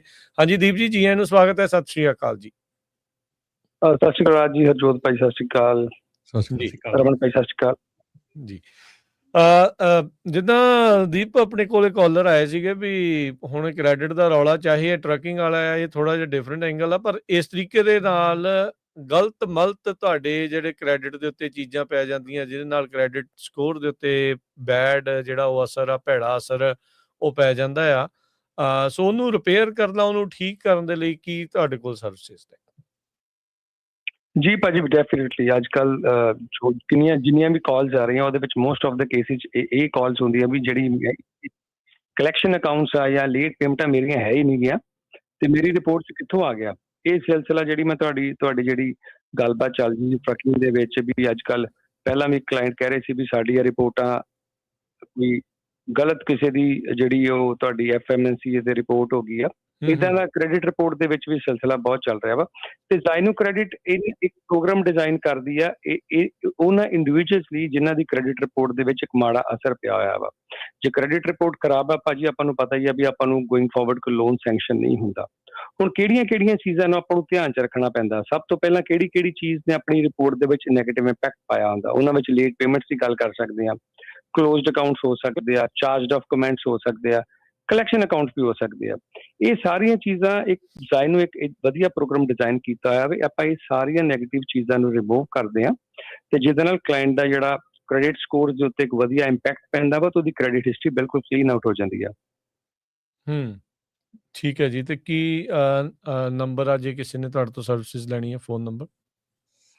ਜੀ ਸਾਡਾ ਟੋਲ ਫ੍ਰੀ ਨੰਬਰ ਹੈ ਜੀ 8004009468 ਤੇ ਸਾਡੇ ਕੋਲ ਕ੍ਰੈਡਿਟ ਸਪੈਸ਼ਲਿਸਟ ਏਜੰਟਸ ਹੈਗੇ ਆ ਤੇ ਤੁਸੀਂ ਇਸ ਨੰਬਰ ਦੇ ਉੱਤੇ ਜੇ ਕਿਸੇ ਨੂੰ ਵੀ ਜ਼ਰੂਰਤ ਹੈਗੀ ਹੈ ਜਿਹਦਾ ਕੋਈ struggling with the bad credit, ਉਹ ਸਾਨੂੰ ਕਾਲ ਕਰਨ ਤੇ ਉਹ ਆਪਣੀ ਫ੍ਰੀ ਕੰਸਲਟੇਸ਼ਨ ਬੁੱਕ ਕਰਨ। ਅਸੀਂ ਕੋਈ ਵੀ ਅਪਫਰੰਟ ਫੀ ਨਹੀਂ ਚਾਰਜ ਕਰਦੇ। ਅਸੀਂ ਅਮਰੀਕਾ ਦੀਆਂ ਸਾਰੀਆਂ ਸਟੇਟਸ ਕੰਮ ਕਰਦੇ ਹਾਂ ਜੀ। ਥੈਂਕ ਯੂ ਦੀਪ ਜੀ, ਮਿਹਰਬਾਨੀ ਜੀ। ਥੈਂਕ ਯੂ ਜੀ। ਥੈਂਕ ਯੂ ਜੀ ਆਪਣੇ ਲਾਸਟ ਕਾਲਰ ਨੇ ਜਸਬੀਰ ਜੀ, ਸਤਿ ਸ਼੍ਰੀ ਅਕਾਲ। ਸਤਿ ਸ਼੍ਰੀ ਅਕਾਲ ਭਾਜੀ। ਸਤਿ ਸ਼੍ਰੀ ਅਕਾਲ ਜੀ। ਹਾਂਜੀ ਭਾਜੀ, ਮੈਂ ਆਪਣੇ ਰਮਨ ਭਾਈ ਨੂੰ ਪੁੱਛਣਾ ਹੈ, ਜਿੱਦਾਂ ਲੈਟਰ ਆਇਆ ਉਹਦੇ ਵਿੱਚ ਜਿੱਦਾਂ ਉਹਨਾਂ ਨੇ ਇਹ ਕਿਹਾ ਵੀ ਤੁਹਾਨੂੰ ਜਨਰਲ ਨੌਲੇਜ ਦੇ ਕੁਐਸਚਨ ਦੇਣਾ ਪੈਣਾ ਟੈਸਟ, ਉਹ ਕੀ ਹੁੰਦਾ ਆ ਕਿ ਕਿਹੜੇ ਕੁਐਸਚਨ ਹੁੰਦੇ ਆ? ਜਨਰਲ ਨੌਲੇਜ ਦੇ ਕਿ ਇੰਗਲਿਸ਼ ਦੇ? ਨਹੀਂ, ਜਨਰਲ ਨੌਲੇਜ ਦੇ ਕੇ ਆਇਆ ਉਹਨਾਂ ਨੇ। ਚਿੱਠੀ ਕਿੱਥੋਂ ਆਈ ਆ, ਡੀਐਮਬੀ ਤੋਂ ਜਾਂ? ਹਾਂਜੀ, ਡੀਐਮਬੀ ਤੋਂ ਆਇਆ ਲੈਟਰ। ਸੀਡੀਐਲ ਦੇ ਨਾਲ ਹੈ ਸੰਬੰਧਿਤ? ਟਰੱਕ ਦਾ ਆਇਆ। ਐਕਚੁਅਲੀ ਮੈਂ ਉਹਦੇ ਹਸਬੈਂਡ ਲਈ ਗੱਲ ਕਰਦੀ ਹਾਂ, ਉਹ ਕੰਮ ਤੇ ਆ ਇਸ ਵੇਲੇ। ਹਾਂਜੀ ਹਾਂਜੀ, ਨਹੀਂ ਕੋਈ ਨਹੀਂ, ਉਹ ਚ ਲਾਇਸੈਂਸ ਨੂੰ ਲੈ ਕੇ ਆਈ ਹੈ ਚਿੱਠੀ, ਹੈ ਨਾ? ਉਹਨਾਂ ਲਾਇਸੈਂਸ ਨੂੰ ਲੈ ਕੇ ਆਈ ਹੈ ਜੀ। ਹਾਂਜੀ, ਉਹਨਾਂ ਨੂੰ ਦੁਬਾਰਾ ਡੀਐਮਬੀ ਜਾਣਾ ਪੈਣਾ ਤੇ ਡੀਐਮਬੀ ਦਾ ਟੈਸਟ ਦੁਬਾਰਾ ਜਿਹੜਾ ਦੇਣਾ ਪੈਣਾ ਇੰਗਲਿਸ਼ ਦੇ ਵਿੱਚ। ਠੀਕ ਹੈ ਜੀ, ਸਾਰੇ ਜਿੱਦਾਂ ਦੁਬਾਰਾ ਤੋਂ ਦੇਣਾ ਪੈਣਾ ਹੈ। ਹਾਂਜੀ ਹਾਂਜੀ, ਠੀਕ ਹੈ ਜੀ, ਥੈਂਕ ਯੂ ਭਾਜੀ। ਥੈਂਕ ਯੂ ਜੀ, ਮਿਹਰਬਾਨੀ। Thank you. ਰਾਜ ਇੱਕ ਆਪਾਂ ਜਾਂਦੇ ਨਾ ਇੱਕ ਕਾਲ ਤਾਂ ਨਹੀਂ, ਜੇ ਇੱਕ ਜੀ ਬੰਦੇ ਦਾ ਨਹੀਂ, ਕਮੈਂਟ ਆ ਉਹਦਾ ਜਿਹੜਾ ਮੈਂ ਜਵਾਬ ਦੇਣਾ। ਜੀ ਪਹਿਲੀ ਗੱਲ ਤਾਂ ਇਹ ਆ ਵੀ ਜਿਹੜਾ ਆਪਾਂ ਪੰਜਾਬੀ ਰੇਡੀਓ ਯੂਐਸਏ ਦੇ ਜਿੰਨੀ ਵੀ ਨਿਊਜ਼ ਦਿੰਦੇ ਆ ਨਾ, ਜੋ ਵੱਖ-ਵੱਖ ਦੁਨੀਆ ਦੇ ਟੌਪ ਨੌਚ ਦੇ ਨਿਊਜ਼ ਆਊਟਲੈਟਸ ਹੁੰਦੇ, ਉਹੀ ਸਾਂਝੀਆਂ ਕਰਦੇ ਆ। ਆਪਣੇ ਕੋਲੋਂ ਨਹੀਂ ਅਸੀਂ ਕਿਸੇ ਦਿੰਦੇ। ਇੱਕ ਕੋਈ ਭਾਈ ਸਾਹਿਬ ਗੁਰਜਸਪਾਲ ਸਿੰਘ ਕਮੈਂਟ ਕਰ ਰਹੇ ਆ ਵੀ ਤੁਸੀਂ ਪ੍ਰੋਪਗੈਂਡਾ ਕਰਦੇ ਆ, ਨੈਗੇਟਿਵ ਨਿਊਜ਼ ਇੰਡੀਆ ਦੀ ਦਿੰਦੇ ਆ ਤੇ ਤੁਸੀਂ ਮੋਦੀ ਦੀ ਜਿਹੜੀ ਪੋਜ਼ਿਟਿਵ ਨਿਊਜ਼ ਸੀ ਬਲੂਮਬਰਗ ਦੀ, ਉਹ ਨਹੀਂ ਦਿੱਤੀ। ਸੋ ਨੈਗੇਟਿਵ ਨਿਊਜ਼ ਜਿਹੜੀ ਉਹ ਕੋਈ ਨੈਗੇਟਿਵ ਨਹੀਂ ਸੀ। ਅੱਜ ਦੀ ਰੋਇਟਰਸ ਦੀ ਨਿਊਜ਼ ਹੈ। ਰੋਇਟਰਸ ਦੁਨੀਆ ਦੀ ਸਭ ਤੋਂ ਵੱਡੀ ਜਿਹੜੀ ਏਜੰਸੀ ਆ ਜਿਹਨੂੰ ਵੱਖ-ਵੱਖ ਨਿਊਜ਼ ਆਊਟਲੈਟਸ ਯੂਜ਼ ਕਰਦੇ ਆ। ਉਹਨਾਂ ਨੇ ਕਿਹਾ ਵੀ ਰੁਪਈਆ ਮਰ ਰਿਹਾ ਆ, ਅੱਜ $1 ਦੇ ਬਰਾਬਰ 96 ਰੁਪਏ ਹੋ ਗਏ ਆ। ਤੇ ਤੁਸੀਂ ਭਾਈ ਸਾਹਿਬ ਜਿਹੜੀ ਗੱਲ ਕਰਦੇ ਨਾ ਵੀ ਬਲੂਮਬਰਗ ਦੀ ਪੋਜ਼ਿਟਿਵ ਰਿਪੋਰਟ ਮੋਦੀ ਦੀ ਆ, ਉਹਦਾ ਹੈਡਿੰਗ ਪਤਾ ਕੀ ਆ? How India's Modi has become more powerful than ever. ਉਹ ਮੋਦੀ ਪਾਵਰਫੁਲ ਬਣਿਆ, ਇੰਡੀਆ ਨਹੀਂ ਬਣਿਆ ਭਰਾਵਾ। ਇਹ ਚੈੱਕ ਕਰੋ। ਬੰਗਾਲ ਇਹਨਾਂ ਦੀ ਵੀ ਇੰਗਲਿਸ਼ ਇੰਡੀਆ ਨਹੀਂ ਹੋਇਆ। ਇਹਨਾਂ ਨੂੰ ਵੀ ਇੰਗਲਿਸ਼ ਦੀ ਕਲਾਸ ਲਵਾ ਦੇਣੀ ਚਾਹੀਦੀ ਹੈ। ਜਿਹੜੀ ਹੁਣ ਸਾਡੇ ਕੋਲ ਸਮਾਂ ਨਹੀਂ ਸੀ ਖਬਰ ਕਰਨ ਦਾ, ਅੱਜ ਇਕਨੋਮਿਕ ਟਾਈਮ ਖੋਲ ਕੇ ਦੇਖ ਲਿਓ। ਇਕਨੋਮਿਕ ਟਾਈਮ ਦੀ ਅੱਜ ਦੀ ਰਿਪੋਰਟ ਆ, ਇੰਡੀਆ ਦਾ ਪੱਠਾ ਬਹਿਣ ਵਾਲਾ ਆ। ਦੁਨੀਆ ਦੇ ਕੋਲ ਦੁਨੀਆ ਨੂੰ ਖੁੱਡੇ ਲਾ ਕੇ ਆਪ ਤਾਕਤਵਰ ਬੜਿਆ, ਉਹ ਇਹ ਕਹਿ ਰਹੀ ਆ। ਦੇਖੋ ਮੋਦੀ ਸਾਹਿਬ ਕਹਿੰਦੇ ਆ ਵੀ ਤੁਸੀਂ ਖੋਨਾ ਨਾ ਖਰੀਦੋ, ਫਿਰ ਰੁਪਈਏ ਸਾਂਭ ਕੇ ਰੱਖੋ। ਰੁਪਈਆ ਤਾਂ ਤੁਹਾਡਾ ਡੁੱਬ ਰਿਹਾ। ਨਹੀਂ, ਉਹ ਕਹਿੰਦੇ ਆ ਵੀ ਤੇਲ ਵੀ ਨਾ ਪਾਓ ਸਬਜ਼ੀ 'ਚ। ਅਤੇ ਆਪ 5 ਮੁਲਕਾਂ ਨੂੰ ਘੁੰਮਣ ਗਏ ਆ। ਇਕਨੋਮਿਕ ਟਾਈਮ ਭਰਾਵੋ ਅੱਜ ਪੜ੍ਹ ਲਿਓ। ਇੰਡੀਆ ਦੇ ਕੋਲ ਸਿਰਫ 60 ਦਿਨਾਂ ਦਾ ਕਰੂਡ ਆਇਲ, 60 ਦਿਨਾਂ ਦਾ ਨੈਚੁਰਲ ਗੈਸ ਤੇ 45 ਦਿਨਾਂ ਦੀ LPG ਆ। ਜਿਹੜਾ ਕੋਈ ਵਿਆਹ ਕਰਨ ਗਿਆ ਨਾ, ਉਹਨਾਂ ਨੂੰ ਪੁੱਛੋ ਕੀ ਹਾਲ ਆ। ਬੜੇ ਜਿਹੜੇ ਹਾਲ ਸਾਰਾ ਕੁਝ ਬੰਦ ਹੋ ਚੁੱਕੇ ਆ, ਉਹਨਾਂ ਨੂੰ ਗੈਸ ਨਹੀਂ ਮਿਲ ਰਹੀ ਹੈਗੀ। ਸੋ ਆਪਾਂ ਸਿਰਫ ਇਹੀ ਨਹੀਂ ਹਰਜੋਤ ਜੀ, ਬੈਂਕਾਂ 'ਚ ਕੈਸ਼ ਦੀ ਵੀ ਬੜੀ ਕਿੱਲਤ ਜਿਹੜੀ ਇਸ ਟਾਈਮ ਉਹ ਆ ਰਹੀ ਹੈ। ਕਈ ਤਰੀਕੇ ਦੀਆਂ ਸਿਚੁਏਸ਼ਨ ਜਿਹੜੀਆਂ ਉਹ ਬਣੀਆਂ ਪਈਆਂ ਆ। ਆਮ ਲੋਕ ਬਚੇ ਰਹਿਣ, ਅਸੀਂ ਤੇ ਇਹੀ ਅਰਦਾਸ ਕਰਦੇ ਹਾਂ, ਦੁਆ ਕਰਦੇ ਹਾਂ। ਪਰ ਮੋਦੀ ਨੇ ਵੇਚ ਕੱਟਿਆ ਆ, ਇਹਦੇ ਵਿੱਚ ਕੋਈ ਦੋ ਰਾਵਾਂ ਨਹੀਂ। ਅਬਾਨੀ ਅੰਡਾਨੀ ਨੂੰ ਪੁੱਛ ਕੇ ਦੇਖਿਓ ਵੀ ਉਹਨਾਂ ਨੂੰ ਕਿੰਨਾ ਕੁ ਫਾਇਦਾ ਹੋਇਆ ਇਸ ਬੰਦੇ ਦੇ ਆਉਣ ਦੇ ਨਾਲ। ਜੀ ਰਮਨ ਜੀ, ਹਰਜੋਤ ਜੀ, ਬਹੁਤ ਧੰਨਵਾਦ, ਬੜੀ ਮਿਹਰਬਾਨੀ, ਸ਼ੁਕਰੀਆ ਜੀ, ਸਤਿ ਸ਼੍ਰੀ ਅਕਾਲ ਜੀ।